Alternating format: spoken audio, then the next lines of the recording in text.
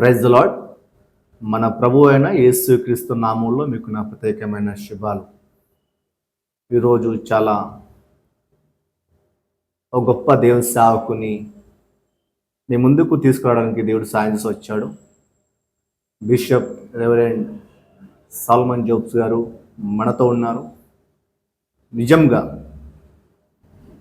తను చేసిన పరిచర్య చాలా గొప్ప పరిచర్య. తను షాలం టెంపుల్ వ్యవస్థాపకుంటూ అనేక మందికి శిక్షణ ఇస్తూ అనేక మందికి తరబేదిస్తూ సేవకులుగా రచిస్తున్నారు. అంతేకాదు తన యొక్క కష్టములో, తన యొక్క దుఃఖములో, ప్రతి విషయములోనూ దేనిపైన ఆధారపడుతూ అనేక మందికి మాదిరిగా ఉంటున్నాడు.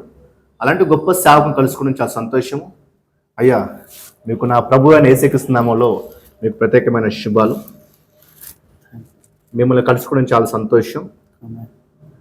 మిమ్మల్ని ఎందుకు ప్రత్యేకంగా ఈ యొక్క ఇంటర్వ్యూ చేయడానికి ముఖ్య కారణం ఏంటంటే, మీ యొక్క మాదిరి ఈ జనరేషన్లో ఒక సేవకుడు మాదిరిగా ఉండడం చాలా ప్రాముఖ్యమైనది. మీ యొక్క సాక్ష్యము కొంతమంది విశ్వాసం చెప్పిన విన్నాను. ఎంతో కష్టముతో, బలమైన విశ్వాసముతో చిన్న గ్రామంలో పుట్టి దేవుడు దినదినం మేము దీవిస్తూ వస్తున్నాడు. అనేకమైన సంఘాలు స్థాపిస్తూ అనేక మందికి తరపిదిస్తున్నారు. మీ యొక్క సేవ గురించి నేను మాట్లాడక పూర్వము మీ యొక్క ప్రాపర్ ఎక్కడ కొంచెం వివరిస్తాను కోరుతున్నాను. Praise the lord. మీ అందరికీ ఈరోజు నిజంగా చాలా సంతోషం. ఇది ఫస్ట్ టైం. నేను ఎప్పుడు ఇంటర్వ్యూ అయితే ఇవ్వలేదు. సో ఇప్పటివరకు అలాంటి ఆలోచన కూడా లేదు. కానీ దేవుని కృప అనుకుంటున్నా.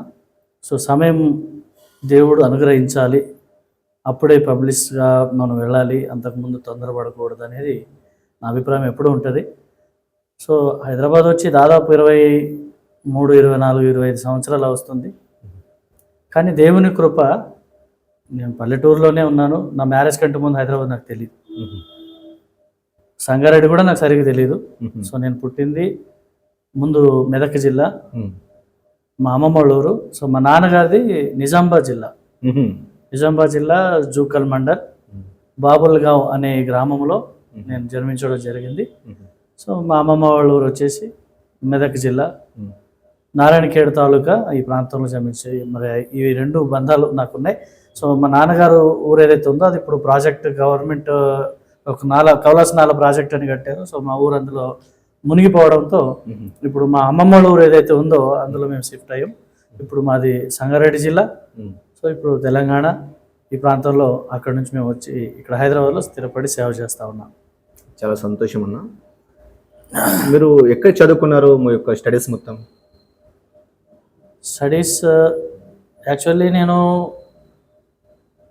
ఉన్నతమైన చదువు తర్వాత చదువుకున్నాను. కానీ నా పూర్వం అనుభవం వచ్చేసి 10-12 ఇయర్స్ వరకు నేను అసలు స్కూల్ అంటే తెలియదు నాకు. అప్పుడు నేను మా అమ్మమ్మ ఊర్లోనే ఎదుగుతూ ఉన్నాను. మా ఊర్లో కంటే నేను ఫస్ట్ మా అమ్మమ్మ ఊర్లోనే ఎక్కువ ఉన్నాను. కారణం ఏంటంటే, చిన్నవాడిగా ఉన్నప్పుడు నేను ఎప్పుడైతే జన్మించానో ఆ ప్రాంతంలో మా ఊర్లో చాతబడులు, మంత్రశక్తులు ఇవన్నీ ఉండి చాలామంది పిల్లలు చచ్చిపోతూ ఉన్నారని మా అమ్మ నాన్న ఏం చేశారంటే, నా బిడ్డను దేవునికి ఇచ్చాను, మరి సేవ చేయాలి, ఇక్కడ ఉంటే అనవసరంగా ఎవరో ఒకళ్ళు మంత్రాలు ఏదో వేసి ఏమైనా చేయగలరు అని ఫస్ట్ తొలిచూలు పిల్లలు ఎవరైతే ఉంటారో వాళ్ళకి ఖచ్చితంగా మా ఊర్లో ఆ రోజులు చంపేసేవారు అప్పట్లో. సో కనుక మా అమ్మ నాన్న ఏం చేశారంటే, ఇక్కడ ఉండి చంపుకోవడం కంటే మా అమ్మమ్మ వాళ్ళ ఊరు ఏదైతే ఉందో అక్కడికి పంపిస్తే అక్కడ ఉంటాడు, బతుకుతాడు, తర్వాత చూద్దాంలే అనే ఆలోచనతో ఇక్కడ పెట్టారు. 10-12 ఇయర్స్ వరకు నేను స్కూల్ మొక్కను చూడలేదు. కానీ మా నాన్న, నేను 12 ఇయర్స్ వస్తుంది నాకు, మా అమ్మమ్మ వాళ్ళతో గొడవపడి, మా అబ్బాయిని మీరు చదివించరు, మొత్తం వ్యవసాయదారుడిగా చేస్తారు, వద్దు నేను తీసుకెళ్ళాడు. అప్పటికే నేను అన్ని వ్యవసాయ పనులు అన్నీ చేశాను. గేదెలు మేపడం, ఆవులు మేపడం, వ్యవసాయ పనులు, నాగలి దున్నడం ఇవన్నీ చేశాను. వ్యవసాయ పనులు మొత్తం, అడవి పనులు అన్నీ వచ్చు నాకు. మీకు మంచి అనుభవం ఉంది ఆ విషయంలో. అనుభవం. వ్యవసాయం ఖచ్చితంగా నేను విత్తనాలు కూడా పెట్టేది ఓహో, దేవుని ఆ స్తోత్రం. 12 ఇయర్స్లో. మ్మ్. సో అప్పుడు దేవుడు ఇవన్నీ ఎక్స్పీరియన్స్ చేశాడు. సో అప్పుడు మా నాన్న ఇలాగే తయారైపోతాడు, ఇక నేను కష్టపడతా ఉన్నా, మా అబ్బాయి కూడా కష్టపడతాడు, ఇలా కావద్దు, చదువుకోవాలన్న ఉద్దేశం తీసుకెళ్ళి మా ఊర్లో స్కూల్ వేయడం జరిగింది. 1 yearలో 3rd class కంప్లీట్ చేశాను. 1 yearలోని. ఓకే. 1st, 2nd, 3rd ఆహా. కంప్లీట్ అయిపోయిన తర్వాత ఆ తర్వాత 4th class వచ్చినప్పుడు జూకల్ మండల్ ఖండేబల్లూర్ అనే గ్రామంలో నన్ను స్కూల్కి జాయిన్ చేశారు. మ్మ్. సో నాకేంటంటే ఫ్రీగా వచ్చేది ఏది నాకు వద్దు, మ్మ్. అది నా పేరు మీద రావాలి వస్తే. మ్మ్. సో హాస్టల్లో వేస్తే నా పేరు ఇంకా రాలేదు, మీరు వార్డెన్ అన్నారు, నువ్వు ఇక్కడే భోజనం చేసుకొని ఇక్కడే ఉండొచ్చు, చదువుకో, ఏం కాదు, నీ పేరు వచ్చిన తర్వాత చూద్దాంలే అని అన్నారు. మ్మ్. నేను ఎవరి పేరు మీద వచ్చిన అన్నం తిన్నాను సార్, అది నాకైతే వస్తే తింటాను, లేకపోతే లేదు అని. 8-9 కిలోమీటర్ ఉంటుంది మా ఊరు. సో అక్కడ నుంచి వెళ్ళి కాలినడకతో వెళ్ళి చదువుకునేవాడిని. మ్మ్. సో 1 month చూశాను, రాలేదు. సో అక్కడ నుంచి నాకై నేనే మా అమ్మ నాన్నకి చెప్పకుండా మా అమ్మమ్మ ఊరికి దగ్గరగా ఉన్నటువంటి కంగటి మండల్లో జిల్లా పరిషత్ స్కూల్ ఏదైతే ఉందో, సో వచ్చి అందులో 1 రూపీ ఇచ్చి నేను అడ్మిషన్ డైరెక్ట్ నేనే తీసేసుకున్నాను. ఓకే. కంకి మండల్లో. కంగటి మండల్లో మ్మ్. గవర్నమెంట్ స్కూల్ ఉంది, హై స్కూల్. సో అందులో 1 రూపీ అడ్మిషన్ ఫీజు అది నేనే ఇచ్చేసి జాయిన్ అయ్యాను. మ్మ్. జాయిన్ అయిన తర్వాత కూడా మా అమ్మమ్మ ఊరు నుంచి నేను రోజు రావడం జరుగుతా ఉంది. ఎందుకంటే నేను ఎవరి పేరు మీద వచ్చినా నాకు వద్దు, హాస్టల్లో నా పేరు మీద ఏదన్నా వస్తేనే గవర్నమెంట్ నుంచి నేను తింటా, లేకపోతే లేదని హాస్టల్లో అప్లై చేయడం జరిగింది. సో 1 weekలో వస్తుంది అన్నారు. సో 3 months వరకు టైం పట్టింది. అయినా నేను పర్లేదు, రోజు వెళ్ళి వస్తూ ఉన్నాను. సైకిల్ ప్రయాణం లేకపోతే నడుచుకుంటూ వెళ్ళడం అలా చేసి చదువుకోవడం జరిగింది. 4th class అయిపోతుంది. 4th class అయ్యింది, 5thలోకి వెళ్ళాను. ఆ తర్వాత 7th class ఎగ్జామ్ రాయడం. అప్పుడు 7th అప్పుడు అంటే 7th like 10th class. 7th రాయడం చాలా హ్యాపీగా అనిపించింది. సార్ వాళ్ళు కూడా ఏజ్ పెద్దది కదా, మరి నువ్వు రాసుకో బాబు, నేను హెల్ప్ చేస్తామన్నారు. సో లేట్గా ఈ స్కూల్ వెళ్ళాను కాబట్టి ఓకే. వాళ్ళు సహకరించారు. 7th ఎగ్జామ్ రాయగానే ఓకే పాస్ అయిపోయాను. అక్కడ నుంచి నేను 8th సిరిగాపూర్ నారాయణఖేడ్ దగ్గరలో ఉన్నటువంటి హై స్కూల్, గవర్నమెంట్ హై స్కూల్లో అక్కడ కూడా వెళ్ళి జాయిన్ అవ్వడం జరిగింది. అక్కడ హాస్టల్లో పేరు వచ్చింది. సో నేను అప్పటికి నేను సరిగ్గా హాస్టల్లో ఉండట్లేదని సో నా మీద అలిగేషన్స్ వస్తూ ఉన్నాయి. ఓకే. కారణం ఏంటంటే సినిమాకి వెళ్ళను, అలవాటు లేదు. సినిమా టాకీస్ ఈ రోజు వరకు కూడా నాకు తెలియదు, ఎప్పుడు సినిమా చూడలే. సినిమా టాకీస్ లోపల ఎలా ఉంటుందో నాకు తెలియదు. ఓకే. సో హైదరాబాద్ వచ్చిన తర్వాత బాబు జగజీవన్ రావు భవనం అని ఎల్బీ నగర్ ఏరియాలో ఉంటుంది, కొత్తపేటలో. అవును. సో అక్కడ మీటింగ్ వెళ్తే అందరూ అంటున్నారు సినిమా హాల్ కూడా ఇలాగే ఉంటుంది అన్నారు. ఓకే. ఓహో ఇది ఆ సినిమా హాల్ అంటే ఇలా ఉంటుంది అని అప్పుడు నాకు అర్థమైంది. ఆహా. సో దాన్ని బట్టి ఇలా ఉంటుందని తెలుసు, అంతేగాని చూడలేదు. ఓకే. సో అప్పుడు ఇవన్నీ కాలక్రమేణా జరుగుతూ వచ్చినాయి, వస్తూ ఉన్నాను, నడుస్తుంది. సో హాస్టల్లో ఉంటూ చుట్టుపక్కల ఉన్నటువంటి పల్లెటూర్లలో నేను సేవ చేయడం జరిగినప్పుడే 8th classలో ఉన్నప్పుడు నా సేవ ప్రయాణం స్టార్ట్ అయ్యింది. 8th నుంచి. 8th నుంచి. అప్పుడు ఏజ్ ఎంత ఉంటే మీకు? అదే 12, 13 years, 14 years ఉంటాయి. చాలా అరుదుగా కనబడేటువంటి విషయం అది. నేను 14 yearsలో పాస్టర్ గారి దగ్గర ఉంటూ మా నాన్న వచ్చేసి పిల్లలతో ఆడనివ్వలేదు. సో ఆడుకుంటే అక్కడిక్కడ ఆడి కొట్టుకోవడం, బూతులు మాట్లాడడం ఇవన్నీ జరుగుతాయి. బిడ్డ వద్దు నాన్న, నువ్వు వెళ్ళి పాస్టర్ గారితో ఉండు, పాస్టర్ గారి దగ్గర ఉంటే నీకు కొంచెం మంచి భాష వస్తుంది, మంచి భక్తి ఉంటుంది, చిల్లరగా తిరగడం అనేది ఉండదు, కాబట్టి నువ్వు ఇది బెటర్ నీకు అని మా నాన్నగారు ఏం చేశారంటే న్యూ అపోస్తలిక్ పాస్టర్ గారు ఎవరైతే శాంసన్ గారు అని ఉన్నారు, తర్వాత యేసుదాస్ గారు అని ఉన్నారు, వీళ్ళిద్దరు ఒక సంస్థలో పనిచేస్తుంటే మా నాన్నగారు వెళ్ళి వాళ్ళకి అప్పగించారు. మా బాబుని మీకు ఇస్తున్నాను, దయచేసి బయట తిరగనివ్వకండి, మీతో ఉంచుకోండి, మీ ఇంట్లో పెట్టుకోండి, లేదా స్కూల్కి వెళ్తాడు వస్తాడు మీ దగ్గర ఉంటాడు అని. మా నాన్నగారు అప్పటికే పిల్లలతో భయపడేవాళ్ళు, తిరిగి ఏమన్నా ఇది అవుతాడేమో అని. సో ఆ భయంతో మా నాన్న అక్కడ ఇస్తే మాకు ఒకటి ఏంటంటే పాటలు పాడడం, తబలా ప్లే చేయడం, హార్మోనియం ప్లే చేయడం, ఇది నాకు హ్యాపీగా మారింది. నాకు ప్లే చేయడం వచ్చు. సో చర్చిలో ఏంటంటే అందరు ఎంకరేజ్మెంట్ చేస్తారు, పాటలు పాడతాడు బాబు, తబలా ప్లే చేస్తాడు, హార్మోనియం ప్లే చేస్తాడు అనగానే నేను కొంచెం ఎంకరేజ్మెంట్గా ఫీల్ అయ్యి ఇంకెక్కువ భక్తి మొదలైంది. ఆ భక్తిని చూసి అప్పుడు 1 year 2 year అయిపోయింది, 16 years దగ్గర పడతా ఉంది. అప్పుడు బ్యాప్టిజం తీసుకున్నా. ఎక్కడ తీసుకున్నారు బ్యాప్టిజం? వచ్చేసి నారాయణఖేడ్లో తీసుకున్నాను. నారాయణఖేడ్లో లేదు, హెబ్రోన్ పాస్టర్ గారు. సో ఏదో మీటింగ్కి వెళ్ళాము, అక్కడ కొంచెం ఆకర్షించబడి దేవుని కృపను బట్టి ఫస్ట్ వాగ్దానం నాది హెబ్రోన్లో తీసుకున్నాను. హెబ్రోన్ సంఘంలో ప్రకటన 2వ అధ్యాయం 9-10 వచనాలు ఏదైతే ఉందో, నేను నీకు జీవ కిరీటం ఇచ్చేదని. సో ఆ జీవ కిరీటం ఏంటా అని దానికోసం ప్రార్థన చేస్తున్నాను. ఆ బ్యాప్టిజం తీసుకున్న తర్వాత కూడా స్కూల్కి వెళ్తూ ఉన్నాను. సో మా నాన్నగారు చెప్పిన ప్రకారంగా అయితే బయట తిరగడం లేదు, సేవకులతో ఉండాలి, వాళ్ళు ఎక్కడికి వెళ్తే అక్కడికి వెళ్ళాలి, పాటలు పాడాలి, ప్లే చేయాలి. ఇక స్కూల్ మీద అంత ఇంట్రెస్ట్ లేదు. కానీ చదువుకుంటున్నప్పటికే 8th క్లాస్లో ఉన్న స్కూల్కి వెళ్తే నెక్కరేసుకునేది. అవును, స్కూల్కి వెళ్తే నెక్కరేసుకోవాలి. స్కూల్ అయిపోయిన తర్వాత సేవకి వెళ్తే పాయింట్ వేసుకోవాలి. అది నా వయసు. కాబట్టి సేవకి ఇష్టపడినట్టున్నారు. చాలా ఇష్టపడ్డాను. సో అప్పుడు నాకు 18, 17 అట్లా ఉంటున్నాయి. ఆ మధ్యలో నాకు ఇష్టపడి చాలా మంచి సేవ ఉంది, ఈయన చాలా బాగా దేవుళ్ళు ఉన్నాడు, ఈయన సేవకు పనికి వస్తాడన్న ఉద్దేశంతో నాకు ఫస్ట్ సేవకుడిగా పంపక ముందే నాకు ఒక సైకిల్ ఇచ్చారు. ఓకే, ఫ్రీగా సైకిల్ ఇచ్చారు. ఆ సైకిల్ మీద ఇంకెక్కువ తిరగడం మొదలు పెట్టాను. తిరగడం అంటే ఏం లేదు, ఈ గ్రామం కాకపోతే ఈ గ్రామం, ఇంకో గ్రామం, అలా 7 గ్రామాల్లో నేను ఆ వయసులో 8వ తరగతిలో 7 గ్రామాల్లో నేను సేవ స్టార్ట్ చేసిన. ఆల్మోస్ట్ అప్పుడు 16 సంవత్సరాలు ఉంటాయి. 16, 17 క్రాస్ అవుతుంది ఆ మధ్యలో. 1 year అయిపోతుంది ఇక్కడ సిర్గాపూర్లో, అయిపోతుంది. 8th, 9thకి వచ్చేస్తున్నాను. ఇక 9th ఎండింగ్లో అన్ని గ్రామాలు వెళ్తున్నాను. ఇక హాస్టల్ ఉండడం లేదు. వార్డెన్ వచ్చేసి నీ పేరు తీసేస్తున్నాను బాబు అని చెప్పడం జరిగింది. సో నేనన్నా, సరే అది చెబుదామనే వస్తున్నాను, నేను ఉండట్లేదు, మీకు ఇబ్బంది అవుతుంది, నాకు ఎక్కడన్నా ఏమన్నా అయిపోతే మీ మీద నింద వస్తుంది, అవును, కాబట్టి నా పేరు తీసేయండి సార్ అని చెబుదామనే వచ్చాను. నేను అనగానే ఆయన షాక్ అయిపోతున్నాడు.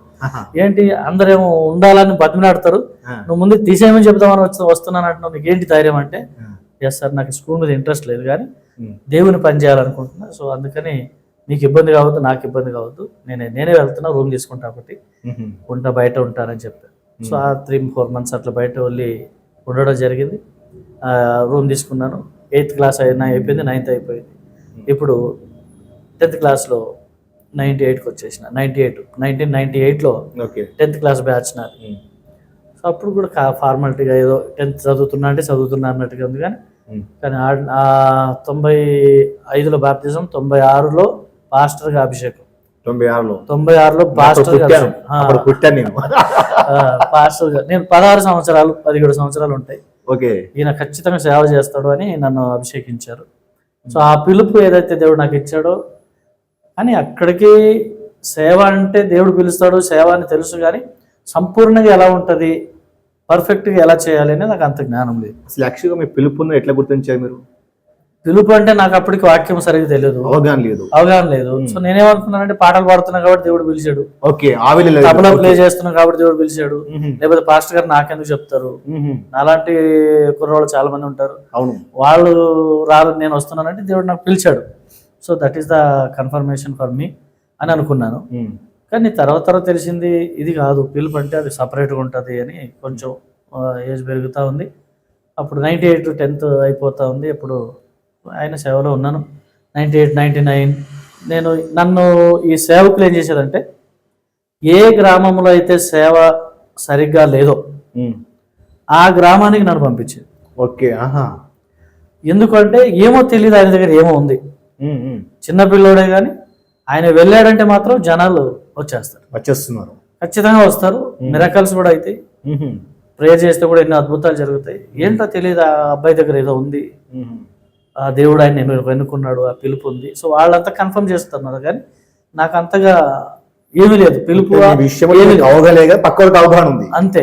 నేనేమనుకుంటానంటే, ఇప్పుడు మీరు వాక్యం చెప్తే మీది విని ఇంకొక దగ్గర చెప్పాలి, అక్కడ వాక్యం చెప్తే అక్కడ ఎవరైనా సేవకులు చెప్తే అక్కడ విన్నది మళ్ళీ ఇంకొక దగ్గర చెప్పాలి. సో బట్టి నేను సేవ చేసిన, ఓపెన్ గా బట్టిన ఇక్కడ వాక్యం విన్నా, అక్కడ చెప్పిన, అక్కడ విన్నా, ఇంకొక దగ్గర చెప్పిన. కానీ నేను సరిగ్గా బైబిల్ చదివిన దాఖలాలు లేవు, అనుభవం లేదు, సొంత వాక్యం ఎప్పుడు చెప్పలేదు మీరు లేదు. కానీ ఇన్న వాక్యం మాత్రం పక్కాగా వాళ్ళకంటే ఇంకా పర్ఫెక్ట్ గా చెప్పేది. అంటే దాన్ని కొంచెం మాడిఫై చేసి ఇక అసలు అది టేస్ట్ వేరు ఉండదు అనమాట. చిన్న వయసు చెప్తా ఉంటే అందరూ అనుకునేది, ఏంది చిన్న పిల్లోడు ఇంత బాగా చెప్తున్నాడు, అసలు పాటలు అంతే బాగా పాడుతున్నాడు, తబలా ప్లే చేస్తున్నాడు, ఇది ఏంది ఇలా జరుగుతుంది అని. ఒక వారం 4, ఒక వారం 10 మంది, తర్వాత 20 మంది, 50 మంది, 200, 300 మంది కూడా వచ్చేవారు. చరిత్రలో లేనటువంటి చారిత్రకమైన విషయాలు దేవుడు చేశాడు అక్కడ, దేవుని స్తోత్రం. కానీ నా వయసుకు తగిన పరిచయం కాదు అది. చిన్న పిల్లోడిని, కానీ ఒక పెద్ద వయసు కలిగిన వారు చేయగలిగిన పరిచయం దేవుడు నాకు ఇచ్చాడు. నలుగురితో 10 మందితో ప్రారంభిస్తే దేవుడు 200-300 మంది వరకు తీసుకెళ్ళాడు. చుట్టుపక్కల గ్రామాలను ఆకర్షించాడు. ఓకే. నాకు ఒక గ్రామం అయితే నేను ఊపిరిన్నంత వరకు ఆ ఊరి పేరు నేను చెప్పగలుగుతాను. ఎన్కే మురి అనే గ్రామం. ఎన్కే మురి ఎన్కే మురి నారాయణఖేడ్ తాలూకా వాసర్ అనే గ్రామం దగ్గర కంటి మండల్ వస్తుంది. కంటి మండలే వస్తుంది. సో కంటి నుంచి అది 12 కిలోమీటర్ దూరంలో ఉంటుంది. సో ఈ గ్రామము క్యాజువల్ గా అక్కడ చాలా మంది భయంకరంగా మర్డర్ చేసేవాళ్ళు. అప్పట్లో రౌడీజం ఉండే, తాగుబోతులు. అసలు ఆ ఊరికి ఎవరన్నా సేవకులు వెళ్ళాలంటే ఇట్లా ఉడికేదన్నమాట. ఓకే. సో ఆ భయంకరమైన గ్రామానికి నన్ను తీసుకెళ్లారు. ఎవరు తీసుకెళ్లారు? సేవకులు. ఓకే. ఒక శాంసన్ గారు అని, తర్వాత యేసుదాస్ గారు భీమ్రా విలేజ్. శాంసన్ గారు Karnataka, from Karnataka, but is doing ministry in our area. Is incharge of new apostolic church. Okay. So that time, ఆ టైంలో వారు ఏం చేశారంటే, నువ్వు కూడా నా మాతో పాటు నడు అని చెప్పి తీసుకొచ్చారు. అప్పటికప్పుడు వాళ్ళు డిసైడ్ చేశారు, ఈ రోజు నుంచి ఈ గ్రామానికి సాలమన్ జోబ్ అనే వ్యక్తికి ఇద్దాం, ఆయన సేవ చేస్తారు ఇక్కడ అనుకున్నారు. అక్కడ మొత్తం వాళ్ళే డిక్లేర్ చేసుకున్నారు, పబ్లిక్ గా కూడా చెప్పేశారు. ఓకే. చెప్పిన తర్వాత 10 మంది 20 మంది ఏమో వచ్చారు. వాళ్ళు అంటున్నారు, సార్ మీకు పిచ్చి పట్టిందా? మా ఊర్లో పెద్ద పెద్ద ముసలోళ్ళే ఆగరు, యంగ్ మేనే ఆగడు మా ఊర్లో. నేను చిన్న పిల్లోడు, 10-18 సంవత్సరాలు కూడా లేవు, అనుభవం లేదు. ఆ పిల్లోని మా ఊళ్ళో చంపేస్తారు, అనవసరంగా చంపకండి అబ్బాయిని, మీరు తీసుకెళ్ళిపోండి, వేరే పెద్దోళ్ళు ఎవరన్నా పంపేయండి అన్నారు. సో పాస్ట్ గారు నన్ను ఏమనలేక వాళ్ళని ఏమనలేక నన్ను పక్క తీసుకెళ్ళి మాట్లాడారు. ఏమన్నారంటే, సాలమన్ జోబ్, మరి వాళ్ళైతే నీకు వద్దంటున్నారు, ఎందుకు, నేనేమైనా బ్యాడ్ చేశానా అని నాకు భయం వేసింది. సో అలా కాదు, బ్యాడ్ అని కాదు, కానీ నీకు ఒక విషయం చెప్పాలి. ఏంటి చెప్పండి. ఈ ఊరోళ్ళు చాలా కఠినులు, మూర్ఖ స్వభావం కలిగిన వాళ్ళు, రౌడీలు. అవసరమైతే ఒక ప్రాణం తీయడానికి కూడా వెనకపోరు. వాళ్ళ చరిత్ర ఇప్పుడు జైలుకి వెళ్ళి వచ్చిన వాళ్ళు కూడా ఉన్నారు. ఓకే. కాబట్టి నువ్వు ఇక్కడ ఉండడం వాళ్ళ క్షేమం కాదంటున్నారు, నేను చంపేస్తారు, ఇక్కడ వద్దు, ఇన్ని ఉంచొద్దు అబ్బాయిని అంటున్నారంటే, ఆ రోజు నాకు ఇచ్చిన ధైర్యం, దేవుడు ఇచ్చింది ఏంటంటే, నాకై నేను చచ్చిపోయింది ఎవరికి తెలియదు. అవును. సో నా పేరు సాలమన్ జోబు, మరి మా ఊరు నిజామాబాద్ జిల్లా జూకల్ మండల్ బాబల్గా విలేజ్. మా నాన్న పేరు భీమప్ప, మా అమ్మ పేరు గంగమ్మ, మాకు ఒక కుటుంబం ఉంది అని అందరికి చెప్పుకుంటూ తిరిగితే, మహా అంటే నేను చచ్చిపోయేదాకా ఈ కంటి మండలం వరకే నా గురించి తెలుస్తుంది. అవును. మహా అంటే 2 జిల్లాలు తెలుస్తుంది. ఇటు మెదక్ జిల్లా, అటు నిజామాబాద్ జిల్లా తెలిసిపోతుంది. అవును. కానీ ప్రపంచం అంతా తెలియాలంటే నాకు బెటర్ ఆప్షన్ ఏంటంటే నేను చనిపోవడం. అది క్రీస్తు కొరకు చనిపోవాలి. బట్ నన్ను ఏ ఊర్లో అయితే నన్ను చంపుతారు అంటున్నారో ఆ ఊర్లో సేవ చేయాలి. బతికితే క్రీస్తు కొరకు సేవ చేయాలి, చచ్చిపోతే నో ప్రాబ్లం. గొప్ప ఛాలెంజ్ అప్పట్లో. నాకు చిన్న వయసులోనే అది పిచ్చి ఉండేది. నాకు అట్లా చచ్చిపోతే అందరికి తెలుస్తుంది, నాకు తెలియడం కావాలి. నాకు ఎందుకు చచ్చిపోయాడంటే మళ్ళీ తప్పు చేసింది ఉండకూడదు. అవును. ఎందుకంటే ఒక మంచి పని చేసి చచ్చిపోయాడు, దేవుని పని చేస్తూ చచ్చిపోయాడు. సో ఈ పేరు నాకు కావాలని కోరుకున్నప్పుడు, సో నా దేవుడు ఆ రోజు ఉన్న పరిచర్యని దేవుడు ఏం చేశాడంటే, తాగుబోతులను మార్చాడు, వ్యభిచారులు మార్చాడు, దొంగలను మార్చాడు, హంతకులను మార్చాడు. ఆ చుట్టుపక్కల ఉన్న గ్రామస్తులందరూ కూడా ఆకర్షితులు అయిపోయి, ఏంది మీ ఊర్లో ఇంత గొప్ప పరిచర్య జరుగుతుంది, ఇంతమంది ఎలా వస్తున్నారు మీ ఊర్లో అని వాళ్ళు వచ్చి చూడడం. వాళ్ళు వచ్చినప్పుడు అద్భుతాలు జరగడం, సంతానం లేని వరకు సంతానాలు, సో చేతబడి నుంచి విడుదల, చాలా మిరకల్స్ ఇలాంటివన్నీ జరుగుతూ ఉన్నాయి. అవన్నీ చూసుకుంటా పరిచయం నడుస్తూ ఉంది. 2000లో అట్లా మ్యారేజ్ అయింది. తర్వాత ఫ్యామిలీ లైఫ్ స్టార్ట్ అయింది. వాస్తవంగా ఒక విషయం అర్థం అనుకుంటున్నాను, అంటే మీ గురించి విన్నాను. ఎట్లైనా ఒక సంఘంలో మీరు సేవ చేస్తున్న సమయంలో క్రైస్తవులే మీ పైన చేతబడి ప్రయోగం చేశారని చెప్తే విన్నాను. వాళ్ళ ఉద్దేశం ఏంటంటే, ఫస్ట్ నేను మా అమ్మ నాన్నేమో చేతబడికి భయపడి నన్ను మా అమ్మమ్మ ఊరికి పంపారు. ఓకే. సో సేవలో మొదలైన తర్వాత చేతబడిని ఎలగొట్టడం దేవుడు నాకు ఇచ్చాడు. అవును. ఎవరికైనా చేతబడి ఉంటే ప్రార్థన చేసి తగ్గిపోతుంది. అవును. సో ఇట్లాంటివన్నీ జరుగుతున్నాయి, దేవుడు చేస్తున్నాడు. అది నా వల్ల కానీ నా శక్తి సామర్థ్యం కానీ ఏమి లేదు, బట్ దేవుడు ఆ మిరకల్ చేస్తున్నాడు. సో ఇది చూసి ఎవరైతే చేతబడి చేస్తారో వాళ్ళు ఇక ఏమో తెలియదు. నేను విలేజ్కి వెళ్ళి వచ్చాను పరిచయకి, రాత్రి పడుకున్న 1 గంటకు అట్లా పడుకున్న తర్వాత నిద్ర లేదు, ఆటోమేటిక్గా లేచి కూర్చున్నాను.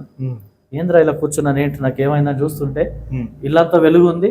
సో ఇల్లు కాదు, మొత్తం ఓపెన్ మధ్యాహ్నం ఉన్నట్టుగా కనబడుతుంది. ఇల్లు కనబడతలేదు, ఇట్టి అవతల మొత్తం గుట్టలు కూడా కనబడుతున్నాయి. సో ఈ రెండు గుట్టల మధ్య, కొండల మధ్యలో లోయ ఉంటుంది.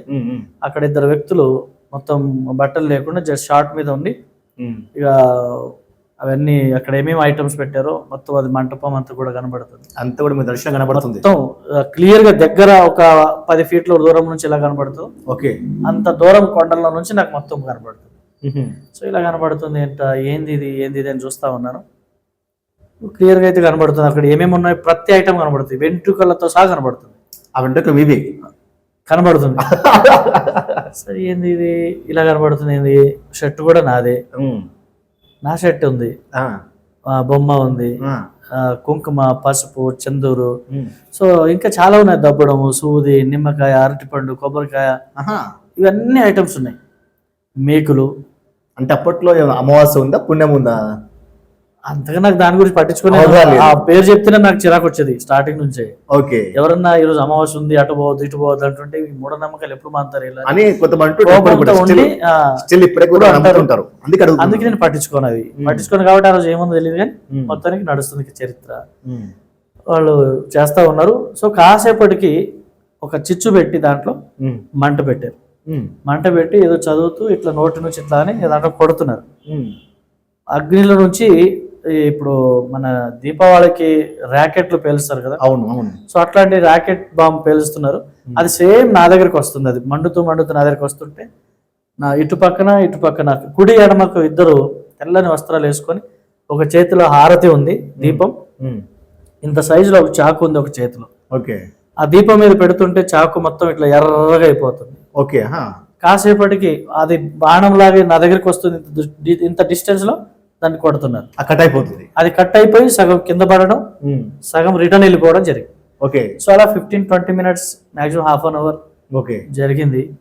జరిగిన తర్వాత ఇక వాళ్ళు ఏం చేశారంటే, ఇక అవన్నీ సామాన్లు తీసుకొని ఒక టువాల్లో కట్టుకొని ఆ కొండల్లో పడి వెళ్తా ఉన్నారు. మీరు చూసారా? నేను చూస్తా ఉన్నా. ఓకే, కాకపోతే ఫేస్ కనపడలే అప్పటికి. ఓకే, నేను అప్పుడు అనుకున్నా ఏదో కలబడినట్టుంది, మళ్ళీ ఒకటి లోపల అనిపిస్తుంది నిజమై ఉండొచ్చు కదా అని. సో నిజమైతే వాళ్ళ ఫేస్ నాకు కనబడాలి అని అప్పుడు దేవుడిని అడిగిన. ఓకే, ప్రభా నిజమే అయితే నాకు ఫేస్ కనబడాలి. సో గుట్టల్లో వెళ్తూ ఆగి వెనక చూశారు. గుర్తుపట్టి, అరే నేను మనోళ్ళు కదా, మాకు తెలిసిన వాళ్ళు కదా అనుకో, ఇక పేరు వద్దు కానీ మాకు తెలిసిన వాళ్ళు కదా అని షాక్ అయ్యా. అవును, నేనే చేసే వీళ్ళకు అని అయిపోయింది. ఇక నేను అది కూడా మళ్ళీ అనుకున్నా, కళ అయి ఉండొచ్చు కదా, ఇది కూడా ఒక అపోహ ఉండొచ్చు. కళలో మన వాళ్ళు కూడా వస్తారు, అవును, మన ఇంట్లో కూడా వస్తారు, దానికి పెద్ద సమస్య ఏం లేదు. ఇది నిజమే చేతబడి చేస్తున్నారు, నిజమే నా మీద మంత్ర ప్రయోగం చేస్తున్నారు అంటే నేను వాళ్ళకి పిలవక ముందు వాళ్ళు వచ్చి నన్ను కలవాలి. అవును, అది నిజం. అప్పుడే నేను నమ్ముతా, అప్పుడు దాకా నేను నమ్మను అని చెప్పి కూర్చున్నా. ఓకే, రాత్రి పడుకున్నా. ఇక తెల్లారి 6 గంటలకి ఊర్లో నుంచి వాళ్ళిద్దరు పాట పాడుకుంటూ వస్తారు. నా దగ్గరికి వస్తున్నారు, దేవుని పాట పాడుకుంటూ నవ్వుకుంటూ ఎగతాళి చేసుకుంటూ వస్తున్నారు నా దగ్గరికి. అంటే వాళ్ళకి క్రైస్తవ ఉండొచ్చు. అంతే, అదే ఇక వాళ్ళకే ఉంటది ఇలాంటి సమస్య. ఒకరు ఎదుగుతున్నా చూడలేరు, దేవునికి మహిమ వస్తే చూడలేరు కొంతమంది, మాకంటే ఒకడు మంచిగా అవుతున్నాడు అంటే భరించలేరు. సో ఇది కుళ్ళు ఉంటది. సో ఏదేమైనా నా వరకు అయితే దేవుడు కార్యం చేస్తున్నాడని నా పని చేసుకుంటే, నాకు పొద్దున కలవాలని నేను దేవుని అడిగిన. ఓకే, సో వాళ్ళు పొద్దున్నే వచ్చి సార్ ప్రైజ్లాడు సార్ అన్నారు. ఇదేంద్ర నాయన మళ్ళీ ప్రైజ్లాడు అంటున్నారు, ఏంది నేనైతే అడగొద్దు వాళ్ళే చెప్పాలని గమ్మున ఉన్నా. ప్రైజ్లాడు రండి అని చెప్పి మంచం వేశారు, కూర్చున్నారు.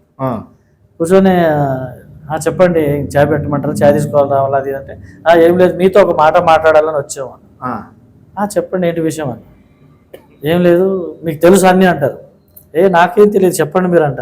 అంటే గుర్తుపట్టారు, వాళ్ళు గుర్తుపట్టారు. వాళ్ళు నేను అడగాలని వాళ్ళు చూస్తున్నారు, నేను వాళ్ళే చెప్పాలని నేను అనుకుంటున్నాను.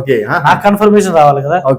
సో నేను అన్న నాకేం తెలియదు మీరు చెప్పండి, చెప్తే తెలుస్తుంది కదా ఏదైనా అంటే. లేదు లేదు మీకు అన్ని తెలుసు, మీరు కావాలని మా ముందు అట్లా తెలియనట్టు నటిస్తున్నారు, మీకు అన్ని తెలుసు. ఏం లేదు నాకు తెలియదు వాస్తవం చెప్పండి అని. ఏం లేదు ఇట్లా మీరు మా ఊరికి వచ్చిన తర్వాత మేము చేతబడి చేస్తున్నాం, మీరు ప్రార్థన చేస్తే తగ్గుతున్నాయి. ఇలా ఎంతోమంది చచ్చిపోయే వాళ్ళని కూడా నువ్వు ఇక్కడికి వస్తే ప్రార్థన చేసుకుంటే చర్చిలో తక్కువైపోతుంది, దేవుడు తక్కువ చేస్తున్నాడు. మాకు నీ మీద చాలా కోపం వచ్చింది, ఈయన వల్లనే ఇక్కడ ఇలా మా మంత్రాలు ఏం పని చేయట్లేదు, ఈయన బాగా ప్రార్థన చేస్తున్నాడు అందరికి, ఎందుకని ఈయననే చంపేస్తే ఒక పని అయిపోతుంది అని టార్గెట్ మీరే టార్గెట్ నన్ను పెట్టుకున్నారు. నన్ను పెట్టుకున్న తర్వాత అప్పుడు నేను అనుకున్నా, సరే మంచి పని చేశారు కదా, మరి ఇప్పుడు ఏమైంది అన్న. ఏమైంది? ఏం లేదు. ఆ, ఏమైంది? నేను కాదు సార్, మీరు చాలా లక్కీ. ఆ, నేనే కాదు, నాలాంటి 100 మంది వచ్చి మీకు చేతబడి చేసిన మీకేం కాదు, ఉమ్, మీకేం కాదు. ఉమ్. నేను కాదు, నాకు విద్య నేర్పించిన అతను వచ్చి ఏమైనా చేయాలనుకున్నా కూడా వాడి వల్ల కూడా ఏం కాదు. అంటే మీ కెపాసిటీ ఏందో మేము అంటే వాళ్ళకి అవగాహన వచ్చింది. ఆ మాట అంటే అవగాహన రావాలి. అనుకుంటా. ఉమ్, సో ఆయనే అంటాడు, ఉమ్, నాకు తెలుసు. సో ఈ సైడ్కి ఒక పుట్టుమచ్చ ఉంటుంది, ఉమ్, అది మీకు పుట్టుమచ్చ ఉందన్నాడు. నీకే ఇట్లా తెలుసు నాయన? ఉమ్, లేదు మాకు తెలుస్తాయి సార్ అన్నాడు. ఉమ్, సరే మంచిదే కదా, ఉమ్, అది ఉంది. తర్వాత మీకు దేవుని శక్తి చాలా ఉంది మీ మీద, ఉమ్, నేను ఎవడు టచ్ చేయలేడు, ఉమ్, నువ్వు లైఫ్ లాంగ్ ఇలా దేవుని పని చేస్తూనే ఉంటావు, ఉమ్. చాలా వర్ధిల్లుతావు, యథార్థంగా ఉన్నావు, దేవుడిని పట్ల ఉన్నాడు అని చెప్పాడు. అది గొప్ప విషయం ఏంటంటే ఇంకా చాలు నాకు. ఒక చేసేవాడు వచ్చి సాక్ష్యం ఇచ్చాడంటే మామూలు విషయం కాదు అది. నేను అదే సంతోషిస్తా, ఆ, నాకు అదే సంతోషం అనిపిస్తుంది. చాలా ప్రభావ బతికేస్తా నీ కోసం ఓకే, అనుకున్నా.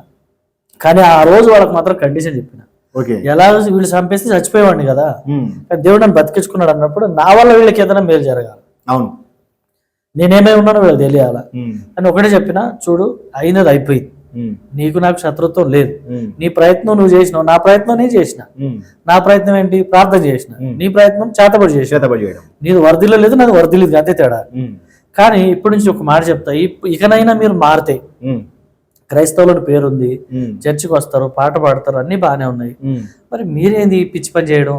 ఉమ్, కరెక్ట్ కాదు కదా. ఉమ్, మీరు ముసుగులో ఉన్నారు, ఉమ్, దయచేసి ఉసర వెళ్ళేలాగా ఉండకండి, దేవుని కోసం ఉండండి, ఉమ్, ఇవన్నీ వదిలేసేయండి. ఏం కాదు, తప్పు చేసినోడు చాలా చేయనోడు ఎవరు లేరు, చాలా మంది ఉన్నారు. ఉమ్, సో అందులో మీరు కూడా అనుకోండి, దేవుడికి క్షమాపణ అడగండి, ఇక మీద అవి చేయం ప్రభా, తప్పైందని చెప్పకపోతే దేవుడు క్షమిస్తాడు. ఇక మీరు దేవుని పనిలో ఉండండి, మంచిగా దేవుడు ఆశీర్వదిస్తాడు. ఇక ఎప్పుడు కూడా ఈ పని చేయకండి మీరు అని చెప్పి. ఓకే, లేదు సార్ చెయ్యం సార్ అన్నారు. చెయ్యం సార్ మాట కాదు, ఉమ్, నేను చెప్తున్న సేవకునిగా, ఉమ్, పొరపాటున మళ్ళా మీరు ఈ పాత జీవితంలో చేయవేశారా, ఉమ్, మీరు భయంకరమైనటువంటి సమస్యలు ఇరుక్కుపోతారు. ఉమ్, తట్టుకోలేని దుఃఖం మీ ఇంటి గడపకు తడుతుంది. ఉమ్, మీరు చూడండి కావాలంటే. ఉమ్, సరే అన్నారు, ఇక మానేస్తాం సార్ ఈ రోజు నుంచి అన్నారు, వెళ్ళిపోయారు. ఒక 6 months వరకు ఒక ఆయన ఏం చేయలే.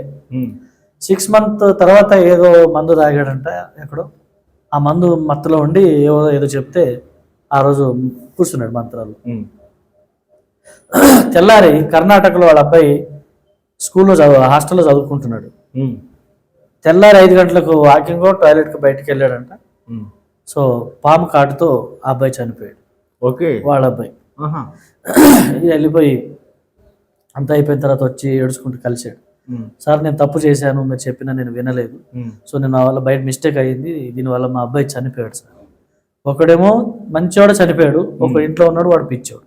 అయ్యో, ఇక సంతానం ఉండి లేనట్టే, ఉమ్, వయసు అయిపోతుంది. ఉమ్, చాలా బాధపడ్డాడు. నేను అన్న చెప్పాను కదయ్యా, ఎందుకు ఈ పాపిష్టి పనులు చేస్తారు, అనవసరంగా మానేయండి, ఉమ్, కనీసం ఇప్పుడు బతికేది మీరన్నా బాగా బతుకుతారు అప్పటిదాకా.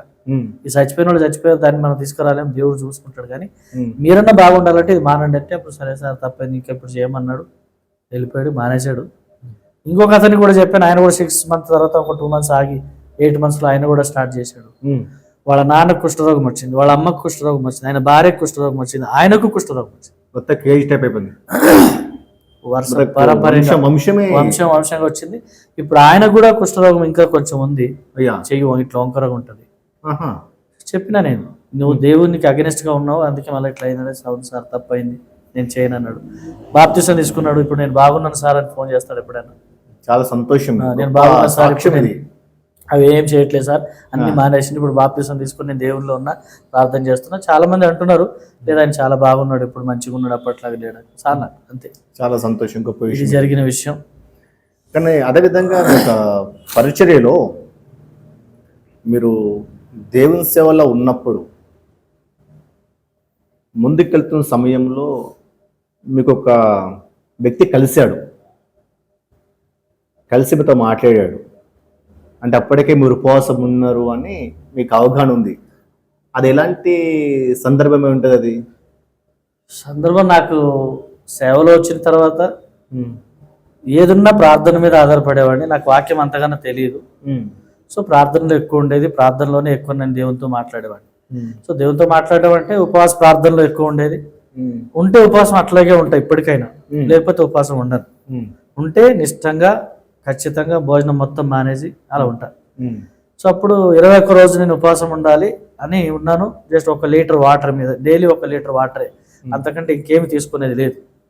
సో అలా 18th డే అయిపోయింది. ఆ 18వ రోజు నేను నిజామాబాద్ జిల్లా జూకల్ మండల్ నింగంపల్లి అనే గ్రామానికి వెళ్ళాను. ఓకే. 17th వెళ్ళాను, నడుచుకుంటూ వెళ్ళాలి. అక్కడ ఆ రోజుల్లో కార్లు లేవు, ఏమి లేవు. సో వస్తే ఎప్పుడన్నా జీప్లో వచ్చేది, లేదంటే కాలినడకతో వెళ్ళిపోవాలి. 18th కిలోమీటర్ ఉంది, నడుచుకుంటూ వెళ్ళా.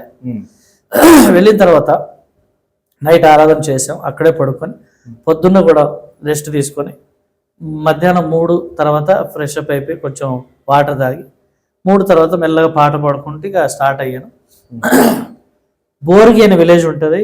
బోర్గి అండ్ నింగంపల్లి మధ్యలో చాలా ఒక 2 కిలోమీటర్ వరకు ఎడారి భూమి ఉంటుంది. ఓకే. బోర్గి అండ్ లింగంపల్లి ఈ రెండిటి మధ్యలో ఎడారి భూమి ఉంటుంది. ఎడారి భూమి ఎలా ఉంటుంది అంటే ఫ్లాట్ గా ఉంటది. చిన్న పిల్లి ఎక్కడ తిరిగినా కనిపిస్తుంది. ఓకే. అంత క్లియర్ కనబడుతుంది, అంత క్లియర్ గా లెవెల్ ఏరియా అనమాట. ఓకే. సో చిన్న చిన్న పొదలు ఉంటాయి, కానీ అవి చిన్నగా ఉంటాయి, ఎక్కడ ఏమైనా ఉన్నది కనబడుతుంది. సో అప్పుడు నేను నడుచుకుంటూ ఆ ఏరియాలో పాట పాడుకుంటూ వస్తున్నాను. ఒక ముసలాయన 70-80 సంవత్సరాలు ఉంటాయి. ఓ దుప్పటి వేసుకున్నాడు, బట్టలన్నీ చినిగిపోయి ఉన్నాయి, వేసుకొని కట్టె పట్టుకొని కర్ర పట్టుకొని నడుస్తూ వణుకుతూ వస్తున్నాడు. నేను చిన్నవాడిని, నాకు అంత ముసలోళ్ళ మీద ఏమి ఇది ఉండదు, మామూలు చిన్న వయసు కాబట్టి ముసలోళ్ళు ఎవరో పోతున్నారులే అనుకున్నాను అంతే. అప్పట్లో ఏజ్ ఎంత ఉంది? అప్పుడు 1920 1920లో ఉన్నా. 20. ఓకే. 1920లో ఉన్నా, అంటే 19 years 20 years పిల్లలు మధ్యలో ఉన్నా. ఓకే.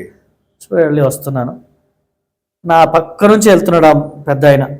వెళ్తూ నాయనా అన్నాడు. ఒకటేసారి గుండె జల్లం అన్నది. సరేనా ఆగిపోయా. ఏం తాతయ్య అన్న. ఒక 10 రూపాయలు ఇస్తావా నాయన అన్నాడు. వాస్తవానికి నేను సేవ చేస్తున్న సంస్థ ఏదైతే ఉందో అప్పుడు అందులో కానుకలు ఎంత వచ్చినా కూడా అక్కడ రాసి వాళ్ళకి అక్కడ సంఘ పెద్ద ఉంటాడు, ఆయనకి ఇచ్చేసి రావాలి. ఓకే. మేము తీసుకోవడానికి లేదు, కానుకలు మేము ముట్టకూడదు, లెక్క పెట్టిన వాళ్ళకి ఇచ్చేసి రావాలి, వాళ్ళ సంస్థ కోసం వాడుకుంటారు. మాకు అప్పుడు నెలకు 150 రూపాయలు శాలరీ లాగా గిఫ్ట్ ఇచ్చేవారు, అంతే. శాలరీ గిఫ్ట్ అలా ఇచ్చేవారు. సో ఈ కానుక ఇచ్చేసిన నా దగ్గర ఎప్పుడన్నా మధ్యలో జీప్ అది ఏమన్నా దొరికితే ఎక్కి వెళ్దాం అన్న ఉద్దేశంతో ఆ 10 రూపీస్ నా దగ్గర ఉన్నాయి, 5 రూపీస్ నోట్ నా దగ్గర ఉన్నాయి. ఆయన కరెక్ట్గా 10 అడిగినందుకు నాకు కొంచెం డౌట్ వచ్చింది.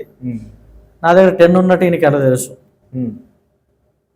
10 అడిగాడంటే ఏదో తేడా ఉంటుంది కనుక ఇవ్వద్దు అని అనుకోవద్దు, ఇవ్వాలి ఖచ్చితంగా అని 5 రూపీస్ ఇచ్చి, తాతే 10 ఉన్నాయి నా దగ్గర, 5 రూపీస్ నువ్వు ఉంచుకో, ఇంకో 5 రూపీస్ నాకు నేను తీసుకుంటున్నా అని అంటే, అవి తీసుకున్న తర్వాత అంటాడు ఇంకా 5 రూపీస్ ఎవరిని అడగాలో ఏమో నాన్న అన్నాడు. మనసు ఎందుకో బాధ అనిపించి, సరే పెద్ద అయినా కదా అని ఫాస్టింగ్ లో ఉన్నది ఆ టైంలో. అవును. అప్పుడు ఇంకా మనసు గద్దిస్తా ఉంది, అరే ఇచ్చేసే అన్నట్టుగా అనిపిస్తుంది. సరే అని చెప్పి ఆ 5 రూపాయలు కూడా ఇచ్చేసాను. ఇచ్చిన తర్వాత ఆయన చాలా ఖరీదైన కొన్ని కోట్లు పెట్టిన దొరకనటువంటి ఆశీర్వాదపు వచనాలు ఆయన మాట్లాడాడు. ఓకే. ఏమన్నాడంటే, నువ్వు ఎక్కడికి వెళ్ళినా నీ బతుకు దినములన్నీ కూడా దేవుడికి తోడుగా ఉంటాడు, నీకు భోజనం కొదవ రాదు, బట్టల కొదవ రాదు, సమృద్ధిగా దేవుడిని దీవిస్తాడు, ఓ బిడ్డ నీ కడుపు చల్లగా ఉండని అని పెద్దోళ్ళు ఎట్లా మాట్లాడతారో అట్లా మాట్లాడుతున్నాను. నాకేమనిపించింది అంటే, ముసలాళ్ళందరూ చెప్పేది ఇదే కదా. అవును. ఏ వ్యక్తి అయినా పెద్దోళ్ళు ఎవరైనా సాయం చేస్తే ఖచ్చితంగా ఇదే మాట మాట్లాడతారు.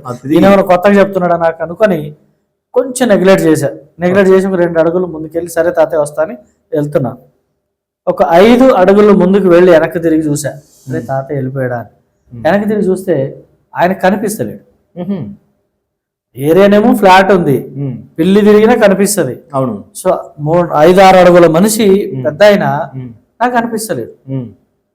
అర్థమైంది, ప్రభా ఎవరో కాదు, నాకు అర్థమైంది నువ్వే వచ్చావు, నువ్వే కనిపించావు, నువ్వే నాతో మాట్లాడావు. కానీ నాకు ధన్యత ఏంటంటే నీకు 10 రూపాయలు ఇచ్చిన. ఓకే. నా ధన్యత ఏంటంటే నీకు 10 రూపాయలు ఇచ్చినని. చాలా మంది ఇప్పుడు నేను చిన్నప్పటి నుంచి కానుకలు ఇస్తున్నా, పాస్టర్ గారికి ఇస్తున్నా. అవును. విశ్వాసులు ఇస్తున్నారు, నేను పాస్టర్ గా వస్తున్నా, నాకు ఇస్తున్నారు. కానీ దేవునికి ఇచ్చిన అనేది ఎవరు చెప్పగలరు? అవును. నాకు ఆ ధన్యత దొరికింది, అది నువ్వే, నాకు తెలుసు.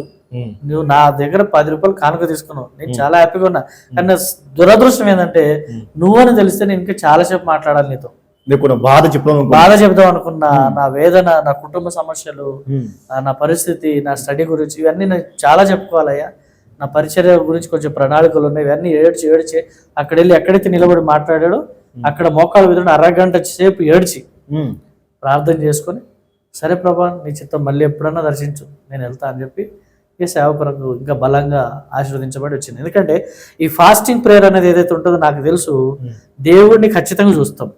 అంటే నేను ఇదే రూపంలో కనిపిస్తాడు అనేది నేను చెప్పలేను, కానీ సో ఏ రూపంలో అయినా మనల్ని టచ్ చేసి వెళ్తాడని నాకు అనిపించినారు. ఓకే, అప్పటి వరకు నీకు కళలు పడ్డాయి, దర్శనాలు కనిపించారు, నేను ఇవన్నీ నమ్మేవాడిని కాదు.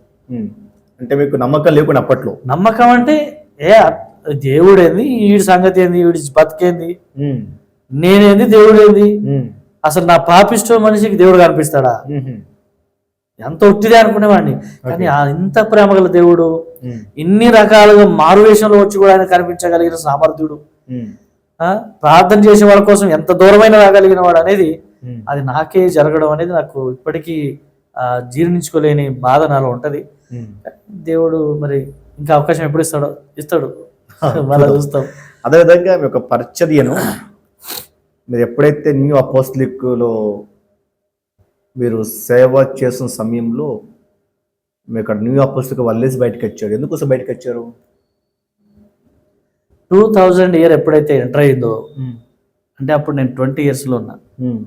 సో నాకు మ్యారేజ్కి దగ్గరలో వచ్చేసిన, సేవ చేస్తున్నా కాబట్టి మ్యారేజ్ దగ్గర. అంటే 20 yearsలో మ్యారేజ్ ఎందుకు అయిందంటే మా నాన్న భయపడతారు, ఎందుకంటే సేవకు వెళ్తున్నాడు బాబు, అబ్బాయి సేవకి వెళ్తున్నాడు, ఎక్కడన్నా ఎవరైనా తప్పుగా మాట్లాడితే బాగుండదు, దేవునికి మచ్చ వస్తుంది అని మా నాన్ననే పాస్టర్ వాళ్ళందరికీ మాట్లాడి నాతో ఉండే సీనియర్స్కి చెప్పారు.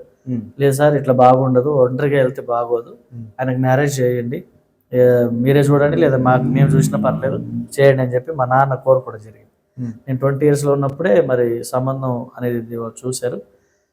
చూసిన తర్వాత ఇక మా నార్మల్గా 2000 May 15కి ఎంగేజ్మెంట్ అయిపోయింది. 2000 May 30కి మ్యారేజ్ అయిపోయింది. సో నా మ్యారేజ్ చాలా సింపుల్గా 15,000లో నా మ్యారేజ్ అయిపోయింది. అప్పట్లో 15,000. సో ఏది ఏమైనా దేవుడు ఘనంగా దీవించాడు, మంచి భార్యని ఇచ్చాడు, సో మంచి అమ్మ నాన్నని ఇచ్చాడు, మంచి తల్లిదండ్రులను ఇచ్చి మళ్ళీ మంచి అత్తమామని కూడా ఇచ్చాడు. మా అమ్మ నాయన కూడా దేవుని భక్తి ఉన్నవాళ్ళు, వారి ప్రార్థన వారి దేవునిలో ఉన్నారు కాబట్టి ఈరోజు నేను ఇంత గొప్ప సేవకుని కాగలిగిన. సో మా అత్తమామ కూడా సేవకులు, సో వారు కూడా సేవ చేస్తున్నారు. సో నేను మీకు చెప్పాల్సిన, మీరు అడిగిన దానికి సమాధానం ఏంటంటే, నేను సేవ చేస్తున్న సంస్థని బయటికి రావడానికి చిన్న కారణాలు ఉన్నాయి, కానీ చాలా పెద్దవి. అనుకోవడానికి చాలా చిన్నవి అనిపిస్తాయి, కానీ చాలా పెద్దవి. సో నేను ఇప్పుడు మీకు ఫస్ట్ నుంచి చెప్తా ఉన్నా, నాకు వాక్యం అనుభవం లేదు అని. సో నేను 2000లో చేసిన ఫస్ట్ పని ఏంటంటే బైబిల్ చదవడం మొదలుపెట్టిన. అప్పుడు ప్రారంభించే మీకు అప్పుడు నాకు ఆసక్తి, ఎందుకంటే ఇప్పుడు నాకు పెళ్ళి అవుతుంది, నేను గొప్ప సేవ చేయాలి, నా భార్య వస్తుంది, ఇద్దరం కలిసి సేవ చేయాలి, ఆమె పాస్టర్ కూతురు, నాకంటే ఎక్కువ ఆమెకు తెలిసి ఉంటే అవగాహన ఉంటది. అప్పుడు నేను డల్ అయిపోతా కదా, అవును నేను వాక్యంలో వెనకబడిపోతా.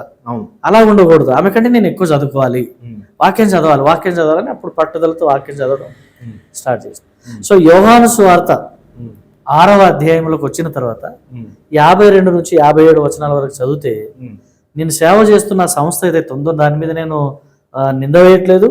సో ఉన్న ఫ్యాక్ట్ నేను మాట్లాడుతూ ఉన్నాను. అక్కడ ప్రభు బల్ల గురించి వాళ్ళు నాకు చెప్పేది ఏంటంటే, రౌండ్ ఒక చిన్న బిల్ల లాంటిది ఇస్తారు, వైట్ బ్రెడ్ ఇస్తారు, దాని మీద డాట్స్ ఉంటాయి, 3 dots ఉంటాయి, క్రాస్ కూడా ఉంటుంది. సో వాళ్ళు ఏమంటారంటే, ఇది యేసు శరీరం, ఇది యేసు రక్తం అని అందులో ఒక బ్రెడ్ ఇస్తారు, ఒకటే ఇస్తారు చిన్నది, అది ఎవరి వాళ్ళకి ఇండివిజువల్గా ఇచ్చేస్తారు. బ్యాప్టిజం విషయంలోకి వస్తే గ్లాస్ నీళ్ళు తీసుకొని ఆ నీళ్ళలో ఏలు అద్ది నొసటి మీద శిలువ గుర్తేసి, బట్ వాటర్ ఇవ్వరు ముంచే అనేది లేదు. ఓకే. సో అప్పుడు నాకు కూడా తెలియదు, అదే నేను వాదించా, చాలా మంది వరకు వాదించా, నీళ్లు మేఘాల కింద బాప్తిసం పొందిరు కదా మోషే కాలంలో, మరి అక్కడ నీళ్ళు ఎక్కడ ఉన్నాయి, ఏడ మునిగారు జనం, మీరు అనవసరంగా ఇవన్నీ తీసుకొస్తున్నారు, ముంచినా ఒకటే ముంచకపోయినా ఒకటే, నీరు అనేది ప్రమాణం, అంతే, అది ఒక ఒట్టు. నీరు ఒక చుక్క ఉన్నా సముద్రం నిండి ఉంటాం, లేకపోతే నీరే అని అట్లా వాదించేవాడిని. ప్రభు వల్ల రక్తము శరీరం వేరు చేస్తే మనిషి బతుకుతాడా? అవును, బతకడు కదా. అందుకే మేమేం చేస్తామంటే ఆ బ్రెడ్ దాని మీద 3 చుక్కలు వేసి రక్తం కూడా కలిసి ఇస్తున్నాం మేము.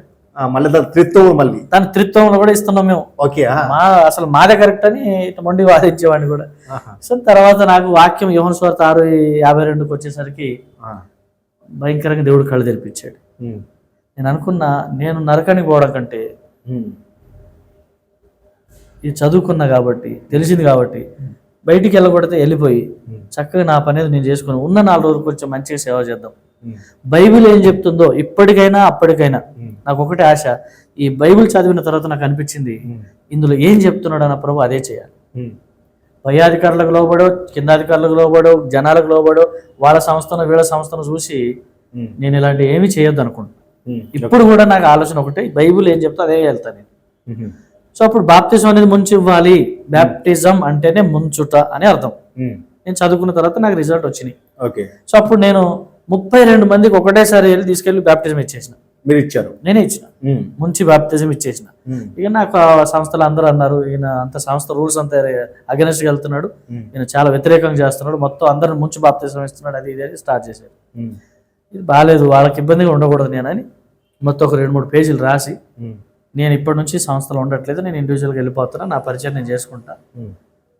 కారణం ఏమి చెప్పను, నాకు ఈ విషయంలో కొంచెం నాకు ఇబ్బంది అనిపించింది. మీరేం నాకు, మీరు తప్పని చెప్పను ఒప్పని చెప్పను, దేవుడు మీరు చెప్పుకుంటారు, నాకు పర్సనల్ విషయం. కానీ నేను అట్లా చేయాలనుకోవట్లేదు, నేను వేరుగా చేసుకుంటున్నా, నా ఇండివిజువల్గా వెళ్ళిపోతా అని బయటికి రావడం జరిగింది. వచ్చిన తర్వాత 2001 బాబు పుట్టాడు. అప్పుడు 2లో హైదరాబాద్ రావడం జరిగింది. అప్పుడు మీరు ఇండిపెండెంట్ ఎలా మొదలు పెట్టేస్తారు పరిచర్య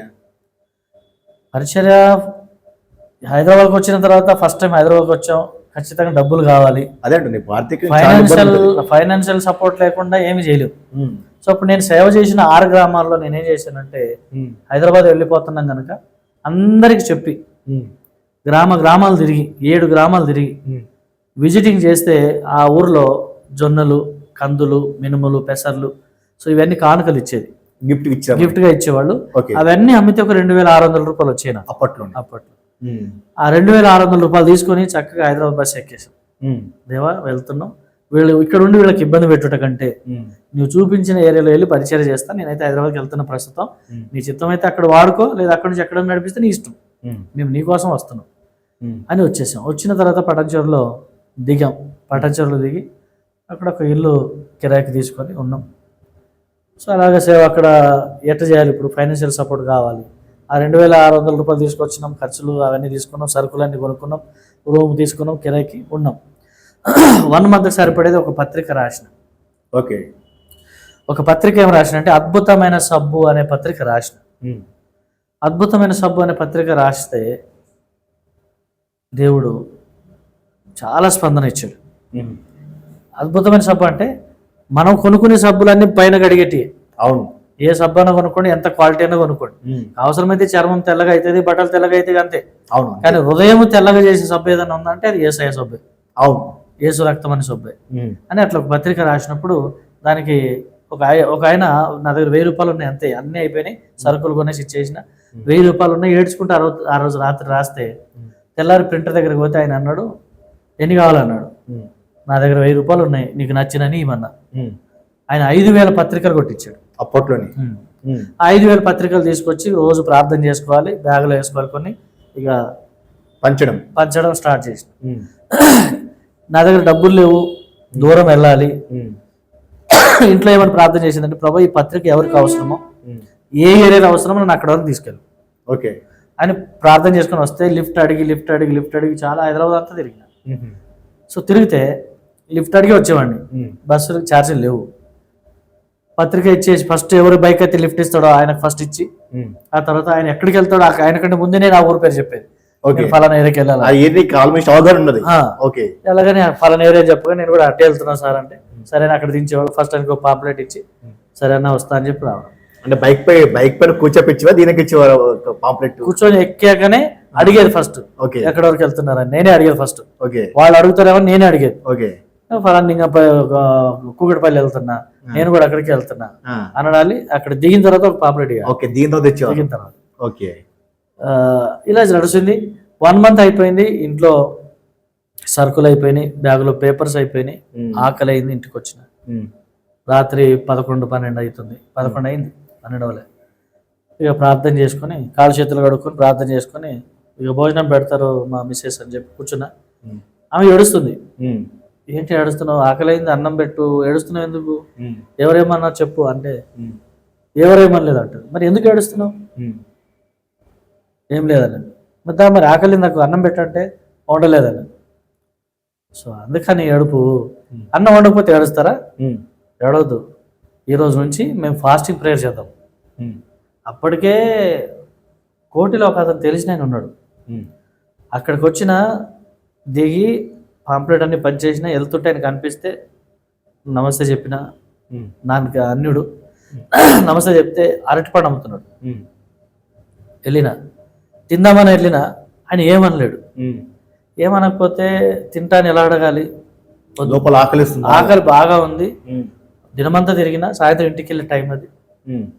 దగ్గరికి వెళ్ళి అడుగుదామని వెళ్ళినా కానీ నోరు రావట్లేదు. వద్దు ప్రభా అనుకున్నా. గమనున్న బాగున్నావు అంటే బాగున్నా అన్నాడు. బిజినెస్ బాగా నడుస్తుంది, బాగా నడుస్తుంది, దేవుంది అది ఇది అన్నాడు. నేను కూడా ప్రే చేస్తా, ఏం కాదు, మంచి నడుస్తుంది అని చెప్పాను. సో ఆయన ఒక అరటిపండు తీసుకో అని కూడా అనలేదు. సో అడగాలని ఆత్మ ప్రేరేపణ కూడా రావట్లేదు. అలాంటప్పుడు నేను ఎప్పుడు ఏ విషయంలోనైనా నా లోపల అడగాలనిపిస్తే అడుగుతాను, లేకపోతే అడగలే. అడగకుండా అట్లా వెళ్ళిపోయింది. అప్పటికి ఆకలి చంపుకొని వెళ్ళినా. ఇంటికి వెళ్తే ఇంట్లో కూడా ఏం లేదు. చాలా బాధ అనిపించింది. ఏడుస్తుందామా? ఏడవకు. ఈ రోజు నుంచి 3 రోజులు ఉపవాసం ఉన్నాం. ఒక్కరోజు కాదు, 3 రోజులు ఉపవాసం ఉన్నాం. నిజంగా దేవుడు మాకు పిలిస్తే మిరకల్ చేస్తాడు. మేమేంది, మా పరిస్థితి ఏంది, ఆ దేవుడు ఏంది, దేవుని పొజిషన్ ఏంది? మమ్మల్ని పిలిచిన దేవుడు అన్నబెట్టలేడా? మమ్మల్ని పిలిచిన దేవుడు మమ్మల్ని గొప్ప చేయలేడా? మమ్మల్ని పిలిచాడని మరి ఆయన మాట్లాడా? మమ్మల్ని పిలిచాడు, ఎందుకు పిలిచాడు ఇక్కడికి? నాకు వాదనగా ఇద్దరు మాట్లాడుకున్నాం. సరే ఉపవాస ప్రార్థన ఉంటామని 3 రోజులు ఉపవాసం ఉన్నాం. ఇక షార్ట్గా చెప్తా. ఉపవాసం ఉన్నప్పుడు కూడాను ఇంట్లో అంటే కావాల్సిన ఫుడ్ లేకపోతే, ఆహారం లేకపోతే బాధ చాలా ఉంటుంది. చాలా. నాకు మీరు ఉదయకాలం నుంచి సాయంత్రకాలం వరకు ప్రభు పనే చేశారు, వేరే పని చేయలేదు. మీరు ఏం చేయలేదు. ఒకటి అది ఎంతో కష్టంతో మీరు కాలు కడుక్కొని చేతులు కడుక్కొని ఆశతో కూర్చున్నప్పుడు అన్నం లేదు, వండలేను అన్న మాట విన్నప్పుడు లోపల బాధ కలుగుతుంది. అది మీరు అధిగమించి మాట్లాడే గొప్ప విషయం, గొప్ప విశ్వాసం అది. ఒకటి అంతకంటే బాధమైన విషయం ఏదంటే, నేనంటే కొంచెం పెద్దోడిని అర్థం చేసుకుంటా. అవును, లేడీస్ ఆమె అర్థం చేసుకోవాలి, బాబు అర్థం చేసుకోవాలి. చిన్న బాబు పాలు తాగుతాడు. అయ్యో, అది ఇంకా బాధ అనిపించింది. కానీ పిలిచిన దేవుడు నమ్మదగిన వాడు, చంపినా పర్లేదు, ఆయన కోసం చచ్చిపోదు అనుకుని 3 రోజుల ఉపవాసం డిక్లేర్ చేసుకున్నాం. ప్రార్థనలో తలుపేసేసినాం. చిన్న రూము, ఒక మంచం పడుతుంది, ఉన్నాం. 1 రోజు అయిపోయింది, ప్రార్థనకు వచ్చినాం. 2 రోజులు అయిపోయింది ప్రార్థన. ఓపికన్నంతసేపు ప్రార్థన చేసుకుంటున్నాం, మళ్ళీ పడుకుంటున్నాం, లేస్తున్నాం, మళ్ళీ ప్రార్థన, అలా నడుస్తుంది. 3వ రోజు రాత్రి 4 గంటలకు, సాయంత్రం 4 గంటల నుంచి మా బాబు భయంకరంగా ఏడుస్తున్నాడు. పాలు రావట్లే, అన్నం తినడు, అన్నము లేదు. బిస్కెట్ కొందామన్నా 2 రూపాయలు లేవు. ఆయనకి ఏమి ఇవ్వలేము, అంతే. తల్లిపాలు తాగాలంటే తల్లి ఆరాధనాలి, ఆమె తింటేనే పాలు వస్తాయి. ఇక తల్లి ఆరాధనాలంటే నేను తెచ్చిపెట్టాలి. అవును, నా దగ్గర ఏమి లేదు, సోర్స్ లేదు. సో దేవుడు సోర్స్ ఒకటే, ఉపవాస ప్రార్థనలు ఉండాలి, ఆయన మిరకల్ చేయాలి. అదే ఆశతో ఉన్నాం. దేవుడు పిలిస్తే బతికించుకుంటాడు, పిలవలేదంటే కథ ఇక్కడికి మా చాప్టర్ క్లోజ్, వెళ్ళిపోతాం, వెళ్ళి చచ్చిపోతాం, అంతే. వేరే ఆప్షన్ లేదు. నేనేం లేదు చూపిస్తా చేస్తా అనేది ఏమి ఉండదు. ఇంక మాకు దేవుడు పిలిస్తే సేవ చేయాలి, లేకపోతే అసలు సేవ అవసరం లేదు అనుకున్నా. పిలిచాడంటే ఆయన చూసి చేస్తాడు ఏదో అని అనుకున్నాం. 3వ రోజు 4 గంటల నుంచి 12 గంటల దాకా నాన్ స్టాప్ ఏడ్చాడు. సాయంత్రం 4 నుంచి రాత్రి మధ్యాహ్నం 12 వరకు. ఓకే. ఏడిస్తే పెదాలన్నీ ఎండిపోయినాయి, సున్నం కొట్టినట్టు తెల్లగా అయిపోయినాయి. అయ్యో, నీళ్లు కూడా పోయాలన్న ఆలోచన కూడా రాలే మాకు, అంత ఇదైపోయినాం. అప్పుడు అనిపించింది, నాకే ఆలోచన వచ్చారే, నీళ్ళు పోద్దాం ఒక స్పూన్ అని. స్పూన్తో నీళ్ళు పోస్తే అట్లా ఒక్కటే బుక్క తాగాడు, పడుకున్నాడు. అంత అరిచిపోయాడు. మేమనుకున్నాం, చెప్పేసిన మా మిసెస్కి, బాబు చనిపోయాడు, ఈ పక్క పెడదాం, ఇప్పుడు నువ్వు నేను బతికినాం, మనం ఎంతసేపు బతికుంటే అంతసేపు ప్రార్థన చేద్దాం. ఒకడైతే వెళ్ళిపోయాడు, మనం ప్రార్థన చేద్దాం అనుకుని ప్రార్థన చేస్తున్నాం. 1 గంట వరకు ప్రార్థన చేసినాం, అలసిపోయినాం, పడుకున్నాం. ఉమ్, 5 గంటలకు ప్రార్థనకు లేవాలి, ఉమ్, మానవ అలవాటు అది. సో అప్పటికి ఓపిక లేదు, సహనం లేదు, ఉమ్, బలం లేదు. ఉమ్, పైనుంచి ఎలక పారిపోయింది. టైం చూసుకుంటే 5 అయింది. ఉమ్, అమ్మ 5 అయిందా, ఇంకా బతికి ఉన్నాం అని లేచా. ఉమ్, లేచి మా మిస్సెస్ కూడా లేపాను. అమ్మ మేము బతికి ఉన్నాం, ప్రార్థన చేద్దాంలే అంటే ఆమె కూడా లేచింది, ప్రార్థన చేసుకున్నాం. ఉమ్. 5:30కి కరెక్ట్గా ఆమెన్ అనే పదం బయటకు వచ్చింది. కొత్త వ్యక్తి ఎవరో తెలియదు, డోర్ కొడుతున్నాడు. ఓకే, దేవుని స్తోత్రం. ఉమ్, ప్రైజ్లో డోర్ కొడుతున్నాడు. ఉమ్, ఎవరు ఈ మధ్యలో మనం కొత్త వాళ్ళం, ఎవరు ఇది అంది, ఉమ్, ఇట్లా అవుతుంది, దొంగలు అయి ఉండొచ్చు. ఉమ్, సరే దొంగలు వచ్చిన మా ఇంట్లో ఏముంది, గిన్నెలు తప్ప మేము తప్ప ఏం లేదు, మా ప్రాణాలు గిన్నెలు తప్ప ఏం లేవు. ఉమ్, సరే వస్తే ఏమైనా తీసుకుపోని ఏమైనా చేయని అని మెల్ల గోడలు పట్టుకుని వెళ్ళి తలుపు తీసి కింద పడిపోయాను. ఉమ్. ఓపిక లేదు. ఓపిక లేదు, నడవడానికి కూడా వస్తలేదు, కళ్ళు తిరుగుతున్నాయి. ఉమ్, సో అయిపోయింది. కింద పడిపోతే ఆయన వచ్చి 2 చేతులు పట్టుకుని లేపి కూర్చోబెట్టి బ్రదర్ ఏమైంది అనుకుంటూ కూర్చోబెట్టాడు. కూర్చోబెడితే నేనన్నా సరే పక్కన పెట్టా, అసలు నువ్వు ఎవరు, ఎందుకు వచ్చినావు, ఏం కావాలి నీకు ఉమ్, అంటే మీరు పాస్టరా అన్నాడు. ఉమ్, అవును సార్. అయితే ఏం లేదు, నేను బియ్యం వ్యాపారిని, హైదరాబాద్కి బియ్యం తీసుకొచ్చిన అమ్మడానికి. ఉమ్, అన్నీ అమ్మేశారు, రేటు తక్కువ పోతున్నాయి, అందుకని మనసు ఒప్పలేక ఇంటికి తీసుకుపోదామని 1 క్వింటల్ బియ్యం తీసుకెళ్తున్నా. ఉమ్, ఇక్కడ వరకు వచ్చిన తర్వాత నాకు ఒక ఆలోచన వచ్చింది, ఇక్కడ ఎవరైనా పాస్టర్ ఉంటే ఉమ్, వాళ్ళకి బియ్యం ఇచ్చి వెళ్దామని ఆలోచన వస్తే నేను లారీ గల్లీలో తీసుకొచ్చినా సార్, ఉమ్. మీరు పాస్టరా అన్నాడు. అవును నేను పాస్టర్. మరి మా ఇల్లు ఎవరు చెప్పారంటే, ఎవరో సార్ ఇంత అబ్బాయి ఉంటాడు చిన్నగా, ఒక 5-6 సంవత్సరాలు 7 సంవత్సరాలు ఉంటాడు, ఉమ్, వాడు నడుస్తుంటే ఆయన అడిగా, ఉమ్, నాన్న ఇక్కడ ఎవరైనా పాస్టర్ తెలుసా నీకంటే మీ ఇల్లు చూపించాడు. ఉమ్, సో మీ ఇల్లు చూపించాడు, అందుకే మీ ఇంటికి వచ్చినాం సార్, ఏమనుకోవద్దు, మీరు పాస్టరా అన్నాడు. అవునన్నాను. ఉమ్, సార్ 1 నిమిషం సార్ అన్నాడు. ఆయన బయటికి వెళ్ళి ఆ లారీ ఎక్కి 50 కేజీల బ్యాగులు ఉమ్. 2 తీసుకొచ్చాడు, బియ్యం బస్తాలు ఓకే. 50 కేజీలు. ఉమ్, క్వింటల్ బియ్యం తీసుకొచ్చి ఆయన మోసుకొచ్చి ఇంట్లో పెట్టి 300 రూపాయలు జేబులో పెట్టి, సార్ మా కోసం ప్రేయర్ చేయండి ఉమ్. అని చెప్పి వెళ్ళిపోయాడు. చాలా గొప్ప అద్భుతం. ఆయన ఎవరో తెలియదు, ఎందుకు వచ్చాడో తెలియదు, ఎక్కడి నుంచి వచ్చాడో నాకు తెలియదు. నిజం. చాలా అది చెప్తుంటేనే ఒకలాంటి సిచ్యువేషన్ చూస్తేనే ఇప్పుడు ఆల్మోస్ట్ ఇక్కడ మీకు ఓపిక లేదు, లేదు. అంటే ఆల్మోస్ట్ మీకు ఉన్నటువంటి ఓపిక నశించిపోయింది. ఎస్, లాస్ట్ ప్రాణం అనేది పోయే సమయంలో ఇక అయిపోయింది. ఆల్మోస్ట్. ఇక ఎస్, వ్యక్తి రావడం అనేది గొప్ప విషయం. యాక్చువల్గా ఇలాంటి సన్నివేశం అన్నా నేను జార్జ్ ముల్ల దగ్గర విన్నాను. అంటే ఆ బుక్ లో స్టడీ చేస్తాను నేను. పిల్లల కొరకు ప్రార్థిస్తుంటే ఒక అట్లా వ్యాన్ రావడము, ఆహారం ఇవ్వడం చూసి వచ్చాను. రెండో విషయం ఎక్కడ విన్నాను అంటే, ఎబ్రోన్ వ్యవస్థాపకులు బ్రదర్ భగత్ సింగ్ గారు కూడా ఈ విషయం చెప్పారు ఒక బుక్ లో. బట్ ఇప్పుడు కన్నులారా మీతో మాట్లాడడం చాలా హ్యాపీ ఫీల్ అవుతున్నాను. సో నేను అంత గొప్పని కాదు కానీ, సో ఆ మిరకల్స్ అనేవి జరుగుతాయి అనేది అనుకున్నాను, నా జీవితంలో జరుగుతాయని ఎప్పుడు అనుకోలేదు. ఓకే. సో అది ఇంకా హ్యాపీగా ఫీల్ అవుతా. సో సేమ్ ఇవన్నీ ఏవైతే రొటీన్ గా జరుగుతున్నాయో అలా జరుగుతూనే ఉన్నాయి. సో అలా అయిపోయింది. ఏం తీసుకొచ్చి ఇచ్చాడు, డబ్బులు ఇచ్చాడు, ఇక నాకు ప్రాణం లేచి వచ్చింది. అప్పటికి ప్రాణం లేచి వచ్చి డబ్బులు చూసినా, డబ్బులు చూస్తే పీను కూడా లేస్తా అంటారు. సో అది నాకు పీనుగా అయిపోయినా నేను. ఆయన దేవుడు లేపాడు, బలం వచ్చేసింది. అప్పుడు అనుకున్నారే, దేవుడు నన్ను పిలిచాడు, పిలిచిన దేవుడు ఉపాసం పెట్టాడు, ఈ రోజు నుంచి ఒక చరిత్ర రాయబోతున్నాడు అది కూడా నాకు నమ్మకం వచ్చింది. ఓకే అని బయటికి వెళ్ళి ఆ 300 రూపాయలు పెట్టి ఏం చేసిండు, బయటికి వెళ్ళిపోయి మెల్లగా నడుచుకుంటూ వెళ్ళి హోటల్లో పాలు, వేడి పాలు, తర్వాత బ్రెడ్ తీసుకొచ్చి మా మిసెస్కి ఇచ్చిన, ప్రార్థన చేసుకొని తిన్నాం. మా బాబు కూడా పాలు తాపినాం. రేపు అప్పటికి నరాలు కొట్టుకుంటూనే ఇంకా ఉంది, ఊపిరి ఉంది. సో పాలు కొంచెం పోస్తే మెల్ల కళ్ళు తెరిచాడు 1 గంటకి. ఆయన కూడా బతికినాడు, ఇప్పుడు అద్భుతంగా ఉన్నాడు. సో ఇప్పుడు జరిగిన విషయం ఏంటంటే, ఆ క్వింటల్ బియ్యం తెచ్చిన తర్వాత నాకు ప్రతిదీ కూడా ఒక కొత్తగా అనిపిస్తుంది. ఏదో దీని వెనకాల ఉంది, కనిపెట్టాలనిపిస్తుంది. ఒక మర్మం ఉంటుంది.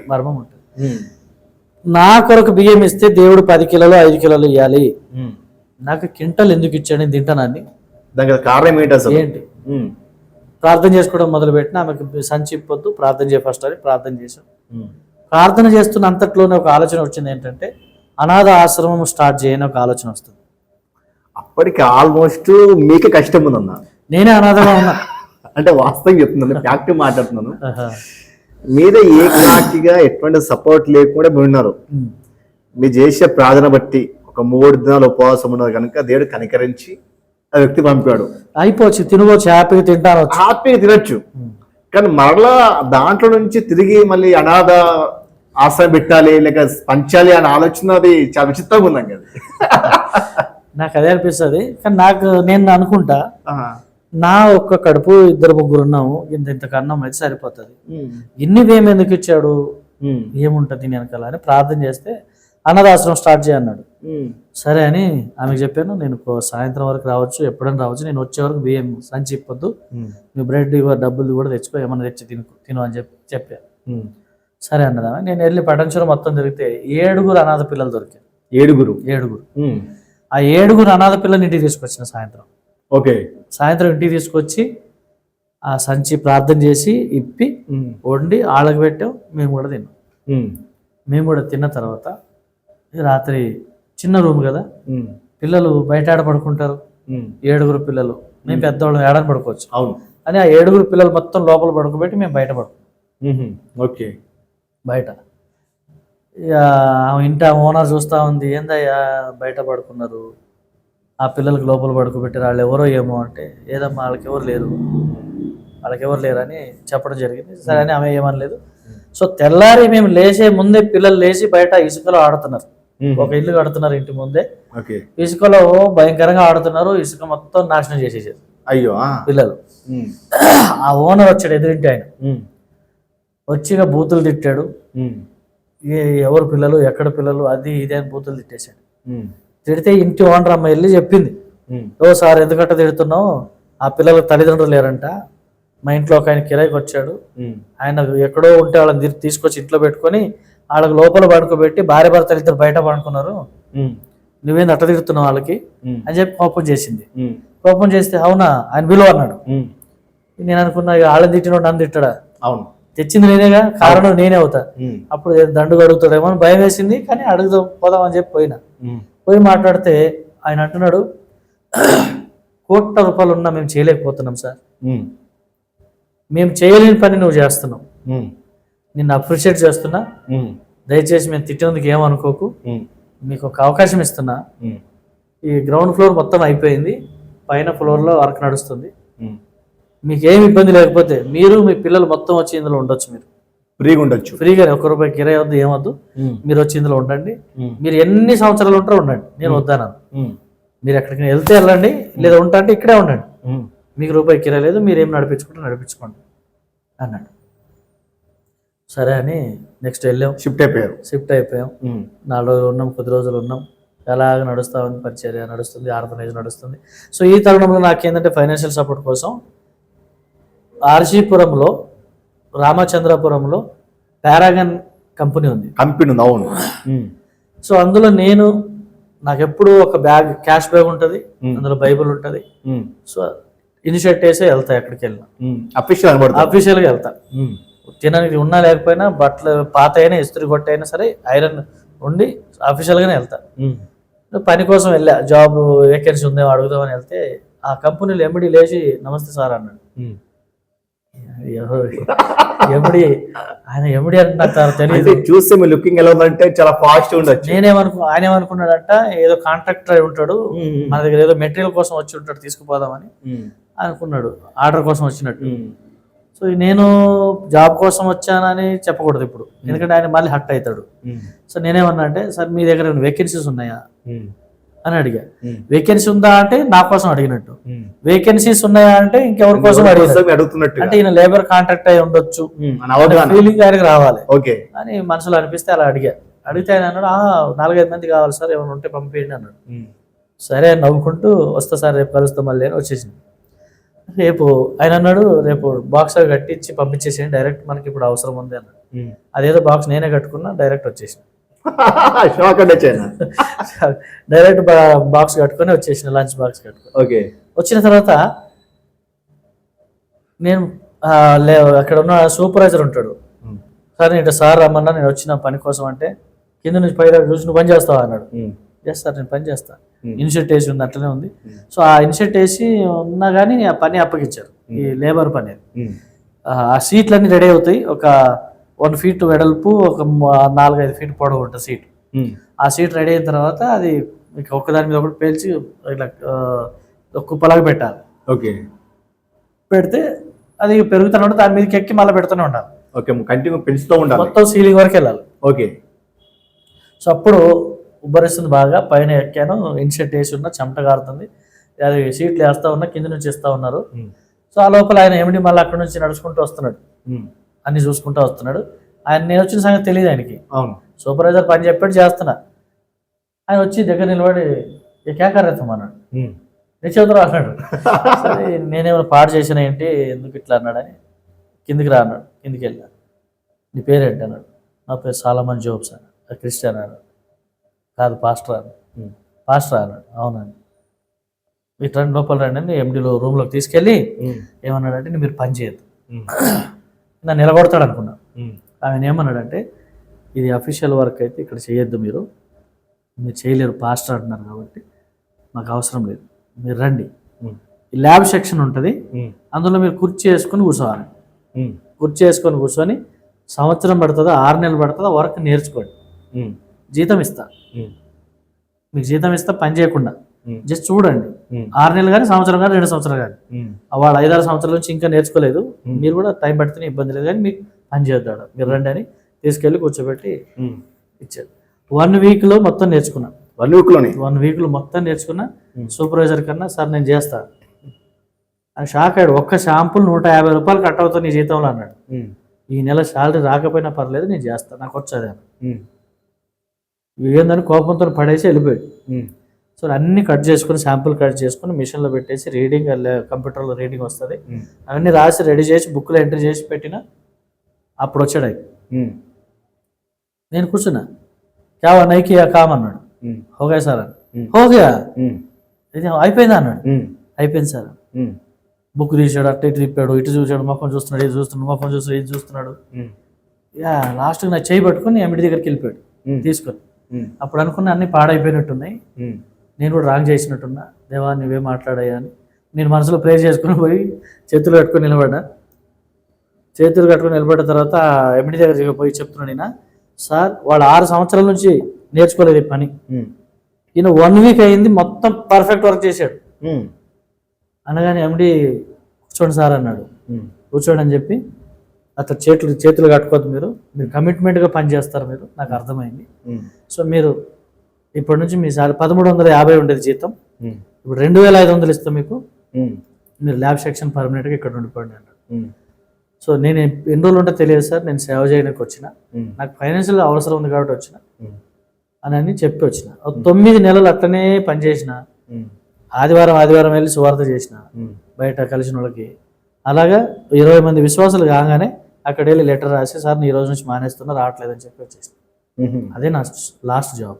ఓకే, మీరు మీ గురించి విన్నాను. వాస్తవంగా కొంతకాలం మీరు వైఎస్ రాజశేఖర్ రెడ్డి దగ్గర, అంటే ఆల్మోస్ట్ ముఖ్యమంత్రి దగ్గర, అప్పట్లో ముఖ్యమంత్రి ఉన్నటువంటి వాళ్ళ ఇంట్లో ఉన్నారంట, కొంతకాలం ఉండి వాళ్ళకే వాక్య బోధించారంట, నిజమేనా? ఇక చాలామంది ఒక్కసారి ప్రేయర్ చేసి కూడా నేను రోజు వాళ్ళ దగ్గరికి వెళ్ళేవాడిని అని చెప్పేవాళ్ళు కూడా ఉన్నారు. అవును. సో నాకైతే చిన్నప్పటి నుంచి అలవాట్లేదు, అబద్ధం చెప్పొద్దని ఫిక్స్ అవుతా. సో నేను జాబ్ చేయొద్దని ఫిక్స్ అయినా, సేవ చేయాలని అనుకున్నా, సేవ చేస్తున్నా. ఫైనాన్షియల్గా చాలా ప్రాబ్లం ఉంది, కానీ పల్లెటూరు నుంచి వచ్చిన నాకు భాష సరిగా రాదు, నన్ను ఎవరు జాబ్లో పెట్టుకుంటారు, ఇవన్నీ నాకు బాధగా ఉన్నాయి. సో నాకు తెలుగు కూడా సరిగా రాదు, నేను మాట్లాడితే తెలుగు నవ్వేవాళ్ళు అందరూ. మా మదర్ టంగ్ కన్నడ. అవును, మదర్ టంగ్ కన్నడ. మా ఊర్లో పుట్టిన వాళ్ళకి 4-5 భాషలు వస్తాయి. సో అందులో నేను ఒక్కడిని, ఏం చేయాలో అర్థం కాదు, సరిగా ఏదో నడిపిద్దామని వచ్చేసినాం. కానీ జాబ్ మాత్రం చేయొద్దు అనుకున్నా. కానీ ఒక పాంప్లెట్ దొరికింది, అందులో ఏంటంటే ప్రార్థన యోధులు కావాలి అని ఒక మీటింగ్లో పేపర్ దొరికింది. ఓకే, మీటింగ్ అయిపోయింది, జస్ట్ అటు నుంచి వెళ్తుంటే ఆ పాస్టర్ గారి ఫోటో అనిల్ కుమార్ది పాంప్లెట్ కింద ప్రార్థన వీరులు కావాలని చెప్పి మ్యాటర్ ఉంది. ఓకే. సో ఇది జాబ్ కాదు కదా, ప్రార్థన వీరులు అంటే ప్రే చేయడం కదా, వెళ్ళొచ్చు ఏముందని వెళ్ళిపోయినా. వెళ్ళే వరకు చాలా మంది సెలెక్ట్ అయ్యారు, ఇంటర్వ్యూ తీసుకున్నారు. సాయంకాలం వెళ్ళా, అంత ఇంటర్వ్యూ కూడా అయిపోతుంది. లాస్ట్ పర్సన్ నేనే. వెళ్ళగానే ఇంటర్వ్యూలో ఆయన అన్నాడు, 1 నిమిషం టైం ఇస్తా, 3 అంశాల గురించి ప్రే చేయాలన్నాడు. ఆల్రెడీ నేను పాస్టర్ని, అన్నీ తెలుసు నాకు, ఎట్లా చేయాలో తెలుసు. సో దేవుడు నేర్పించాడు. 1 మినిట్లో 3 సబ్జెక్ట్ ఇస్తే దాని గురించి ప్రేయర్ చేసేసి 3 రిక్వెస్ట్లు ఇచ్చారు, ప్రార్థన చేసేసి సరే రేపటి నుంచి వచ్చేసేయండి అన్నాడు. అంతే ఇంటర్వ్యూ. సరే రేపు టిఫిన్ కట్టుకొని వచ్చేసిన. 3 days అయింది, నాకు ఇందులో నుంచి 3 లీడర్లు కావాలి, ఎవరు ఉంటారు అన్నాడు. ఒక ఆయన ఇన్ఛార్జ్ ఉన్నాడు, ఒక అతను షామేల్ అని. లీడర్ కావాలి ఎవరు ఉంటారంటే నేనన్నా, లీడర్ కావాలి ఎవరు ఉంటారంటే అందరికి ఉండాలని ఆశ ఉంటుంది సార్. అట్లా కాదు, మీకు కొందరిని చూస్తుంటే ఈయన లీడర్ ఉంటే బాగుంటుంది, ఈయన లీడర్ ఉంటే బాగుంటుంది మీకు అనిపించాలి. అలా మీకు ఎవరి మీద అయితే కాన్ఫిడెంట్ ఉందో వాళ్ళని లేపండి అన్న. ఇంకో 2 పేరు పిలిచాడు, తర్వాత నాకు కూడా పిలిచాడు. పిలిచి మీరు కూడా రండి అన్నాడు. 3 లీడర్గా పెట్టారు. సో ఆ లీడర్గా కొనసాగుతున్నాం. ఇక ఆ లీడర్గా కొనసాగుతున్నప్పుడు చర్చ్ కన్స్ట్రక్షన్ డిపార్ట్మెంట్ అనేది ఒకటి స్టార్ట్ చేశారు. ఓకే. వైఎస్ రాజశేఖర రెడ్డి గురున్నప్పుడు 1000 చర్చిలు కట్టాలనేది ఒక ప్రాజెక్ట్ అప్పట్లోనే.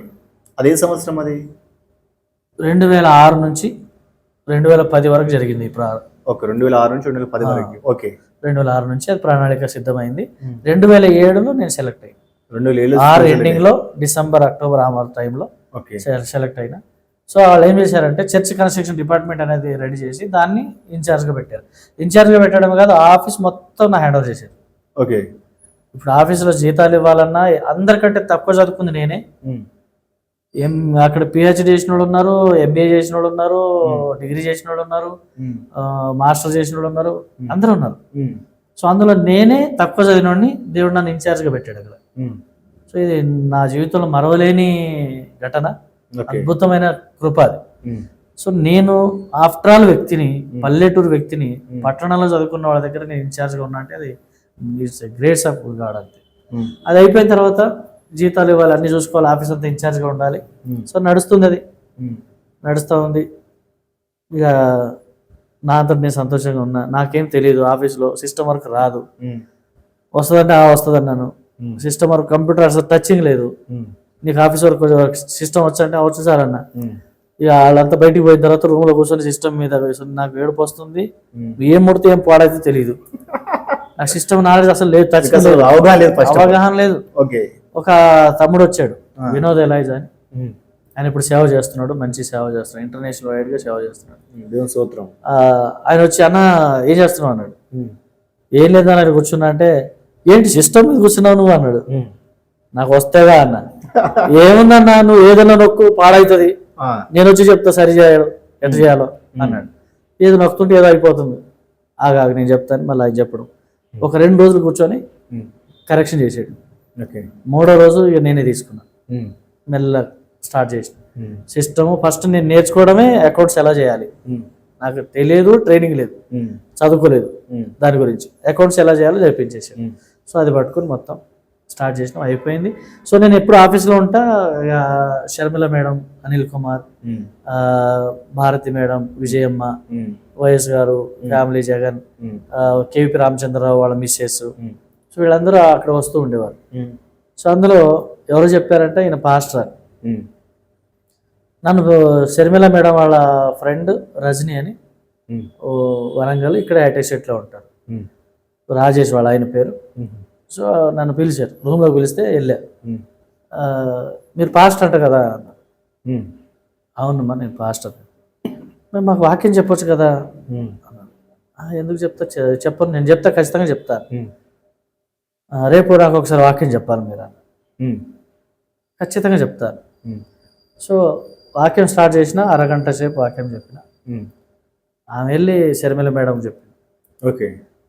సాలమన్ జోబ్ అనే అతను పాస్టర్ అంట, చాలా చక్కగా చెప్తున్నాడు, చాలా మంచిగా అనిపించింది నాకు, చాలా ఎక్స్పీరియన్స్ అనిపిస్తుంది అనే మెసేజ్లో.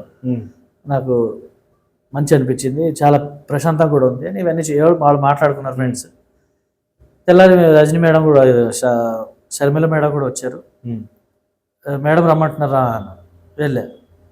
వెళ్ళి కూర్చున్నా. వాక్యం చెప్పమ్మా అన్న. సరేనా వాక్యం చెప్పు. సో మనం ఇక్కడ ఎందుకు చర్చ స్టార్ట్ చేయకూడదు, నువ్వు సండే చెప్పొచ్చు కదా మాకంటే. మాకు మార్నింగ్ టైం అయితే కుదురుతుంది మేడం, చెప్పమంటే చెప్తా. సో మార్నింగ్ టైంలోనే చెప్పు, 12 లోపు చెప్పు, ఇక్కడ ఆ లోపల మేము వచ్చేస్తాం, 10కి వచ్చేస్తాం, మరి 12 కల్లా నువ్వు క్లోజ్ చేసుకొని వెళ్ళిపోవచ్చు. సరే అన్న. అంటే ఇప్పుడు షర్మిల మేడమే మీకు ఇచ్చారన్నమాట ఆఫర్.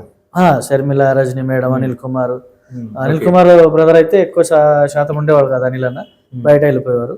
సో షర్మిల మేడము వీళ్ళందరూ, భారతి మేడం, విజయమ్మ వీళ్ళందరూ అక్కడ ఇంట్లో ఉండేవారు కాబట్టి డైరెక్ట్ వచ్చేది. వాళ్ళకి సండే కూర్చొని నేను వాకింగ్ చెప్పడం స్టార్ట్ చేసిన. అలా కొంతకాలం నడిచింది. ఇక నాకు అక్కడ ఏంటంటే వాక్యం చెప్పడానికి నాకు ఇచ్చినప్పుడు ఇక రోజు కానుకలు సండే 40,000 50,000 కానుకలు రావాలి. ఎంతమంది విశ్వాసులు? వాళ్ళ కుటుంబస్తులు మాత్రమే? కుటుంబస్తులు ఒక 5-6 మంది బయట వాళ్ళు, బయట వాళ్ళు. చర్చ్ ఎంప్లాయీస్ ఒక 4-5 ఉంటాం. 50,000 60,000 30,000 ఇట్లా కానుకలు వచ్చేది. అది అప్పటి 2007లో. అంటే పెద్ద అమౌంట్, అది పెద్ద అమౌంట్. నేను అనుకున్నా ఇంత అమౌంట్ నాకు ఎందుకు ఇస్తున్నావు, నాకు బతకడానికి చాలు, నాకు ఇచ్చే జీతం చాలు, నాకు 8,000 ఇస్తున్నారు, నాకు చాలా. అది 3,600 జాయిన్ అయ్యా, వారంలో 8,000 అయింది. 8,000 తర్వాత 25,000 అయింది నాకు. ఓకే, నాకు అది సరిపోతుంది, ఇవన్నీ నాకు ఎందుకు ఇస్తున్నా అంటే దేవుడు వాళ్ళు వద్దంటే కూడా లేదు మీరే తీసుకోవాలి, పాస్టర్ మీరు తీసుకోవాలని వాళ్ళు కూడా మాకు ఇచ్చేసారు. ఓకే. సో అప్పుడు నేను ప్రార్థన చేసుకుంటే అనాథాశ్రమం అది ఉంది కదా, సో దీన్ని ఏం చేసినంటే సిద్దిపేట ఏరియాకి షిఫ్ట్ చేసుకున్నాను. సిద్దిపేటకి? ఓకే. అక్కడ కొంచెం పల్లెటూరు ఏరియా, అక్కడ కొంత తెలిసిన వాళ్ళు ఉన్నారు, అనాథ పిల్లలు ఎక్కువ ఉంటారు, సింగిల్ పేరెంట్స్ వాళ్ళు ఉంటారు, వీళ్ళందరూ తీసుకొని యాడ్ చేసినాం.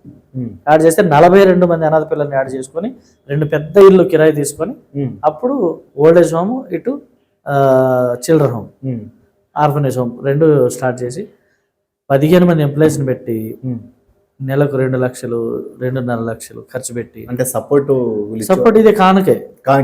సపోర్ట్ అంటే వాళ్ళు ఇచ్చారు అనుకోవద్దు, సీఎం గారు దీనికి సపరేట్ ఫండ్ ఏమి వేయలేదు, ఎవరే వేయలేదు. కానీ సో లాస్ట్ ఎండింగ్ లో నేను చర్చ్ వేరే వాళ్ళకి హ్యాండ్ ఓవర్ చేసాం. అప్పుడు ఏం జరిగిందంటే ఇక కానుకలు లేవు, హాస్టల్ నడవాలి, కానుకలు వాళ్ళు తీసుకోవాలి కదా. సో అప్పుడు వీళ్ళు ఏమన్నారంటే ఎంత ఖర్చు అవుతుందని చెప్పి మేము ఫైనాన్షియల్ గా సపోర్ట్ చేస్తాం చేశారు. అలా కొంతకాలం చేశారు. రాజశేఖర రెడ్డి చనిపోయిన తర్వాత అంత క్లోజ్ అయిపోయింది, కుటుంబం మీద అయిపోయింది. కాబట్టి సో దేవుడు అప్పుడే రాజశేఖర రెడ్డి గారు స్థలం కొనుక్కో, ఇల్లు కట్టుకో, నీకు ఇల్లు ఉండాలి అది ఇది అన్నారు. ఇక్కడే మాట్లాడారు.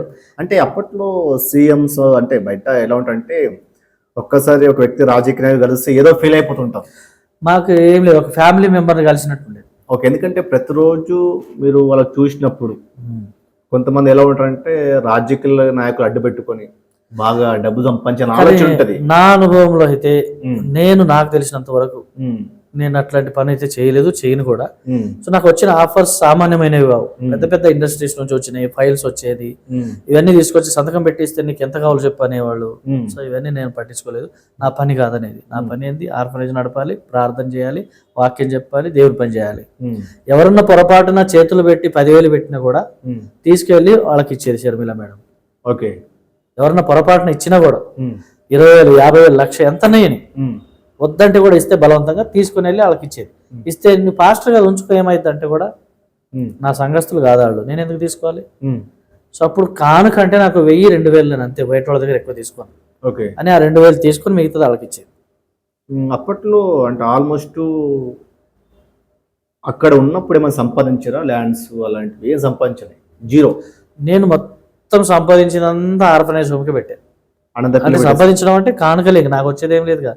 జీతం నా ఫ్యామిలీకి నాకు 2 లక్షలు 2.5 లక్షలు వచ్చేసి హాస్టల్కి ఖర్చు పెట్టాను, ఎంప్లాయీస్ కి జీతాలు ఇవ్వాలి. దాని తర్వాత మళ్ళీ మీకు బయటకు వచ్చిన తర్వాత అంటే కుటుంబం అంతా విడిపోయిన తర్వాత వాళ్ళు బయటకు వచ్చారు కదా, వచ్చిన తర్వాత మళ్ళీ ఏమన్నా కాల్ చేసేవాళ్ళు? మళ్ళీ కావాలంటే ఏదైనా పని ఉంటేనే, చర్చి కన్స్ట్రక్షన్ డిపార్ట్మెంట్ పరంగా ఏదైనా పని ఉండి వెరిఫికేషన్ వెళ్ళాలి, ఏదైనా చూడాలంటే పిలిచేవాళ్ళు, క్యాజువల్గా వెళ్ళేవాళ్ళు. ఈ పరిచయలు ఇప్పుడు కొంచెం బిజీ అయిపోయి వాళ్ళు పిలవకపోవడం, నేను పోకపోవడం ఇవన్నీ జరుగుతున్నాయి. ఇప్పుడు అంతా ఎక్కువగా టచ్లో లేను, కానీ ప్రార్థన అయితే చేస్తా. వాళ్ళు ఎక్కడున్నా కానీ ఖచ్చితంగా ప్రార్థన చేస్తా. ఎందుకంటే నేను కలిసింది పల్లెటూరు నుంచి దేవుడు తంతే ఒక సీఎం ఇంట్లో పడ్డా. అదంటే అంటే చిన్న గ్రామంలో ఉన్నటువంటి మీరు సీఎం కుటుంబాన్ని వాక్యం బోధించంటే మామూలు విషయం కాదు. అది నేను ఏడ్చేవాడిని. ఎందుకంటే ప్రభా నా స్టేటస్ ఏంది, నేనేంది, అసలు ఇక్కడ నిలబడే అర్హత కూడా నాకు లేదు. కానీ వీళ్ళకి వచ్చి వాక్యం చెప్తున్నా, ప్రార్థన చేస్తున్నా, ఇంట్లోకి వస్తున్నా. అక్కడ ఎవరైనా ఇంట్లోకి వెళ్ళాలంటే ఫోన్ గుంజుకుంటారు, ఫోన్ మాట్లాడుతూ వెళ్ళనివ్వరు, దగ్గర పెట్టుకోవద్దు. ఫోన్లో ఆడ సెక్యూరిటీకి దగ్గర పెట్టి మామూలుగా వెళ్ళిపోయి కలిసి మళ్ళీ వచ్చి వెళ్ళిపోవాలి ఆ ఫోన్ తీసుకొని. సో నేను మాట్లాడుతూ వెళ్ళేది, మాట్లాడుతూ వచ్చేది, డబ్బులు కావాలన్నా మాట్లాడుతూ వెళ్ళేది, తెచ్చుకునేది, ఇచ్చేసేది. నాకు చాలా నమ్మారు, నమ్మకంగానే ఉన్నా, ఏ విధంగా మోసం చేయలేదు. వాళ్ళ నా మీద ఉన్న నమ్మకం ఇప్పటికీ ఉంది. మీకు చాలు. వైఎస్ రాజశేఖర రెడ్డి ఉంది కదా, తనలో నచ్చినటువంటి 2 క్వాలిటీ చెప్పండి, 2 గుణాలు. ఆయన దేవుని మీద చాలా నమ్మకం ఉన్న వ్యక్తి. రెండవది నాకు ఆయనలో నచ్చింది ఏంటంటే పేదోళ్ళకు కష్టం వచ్చిందంటే మాత్రం ఎంతవరకైనా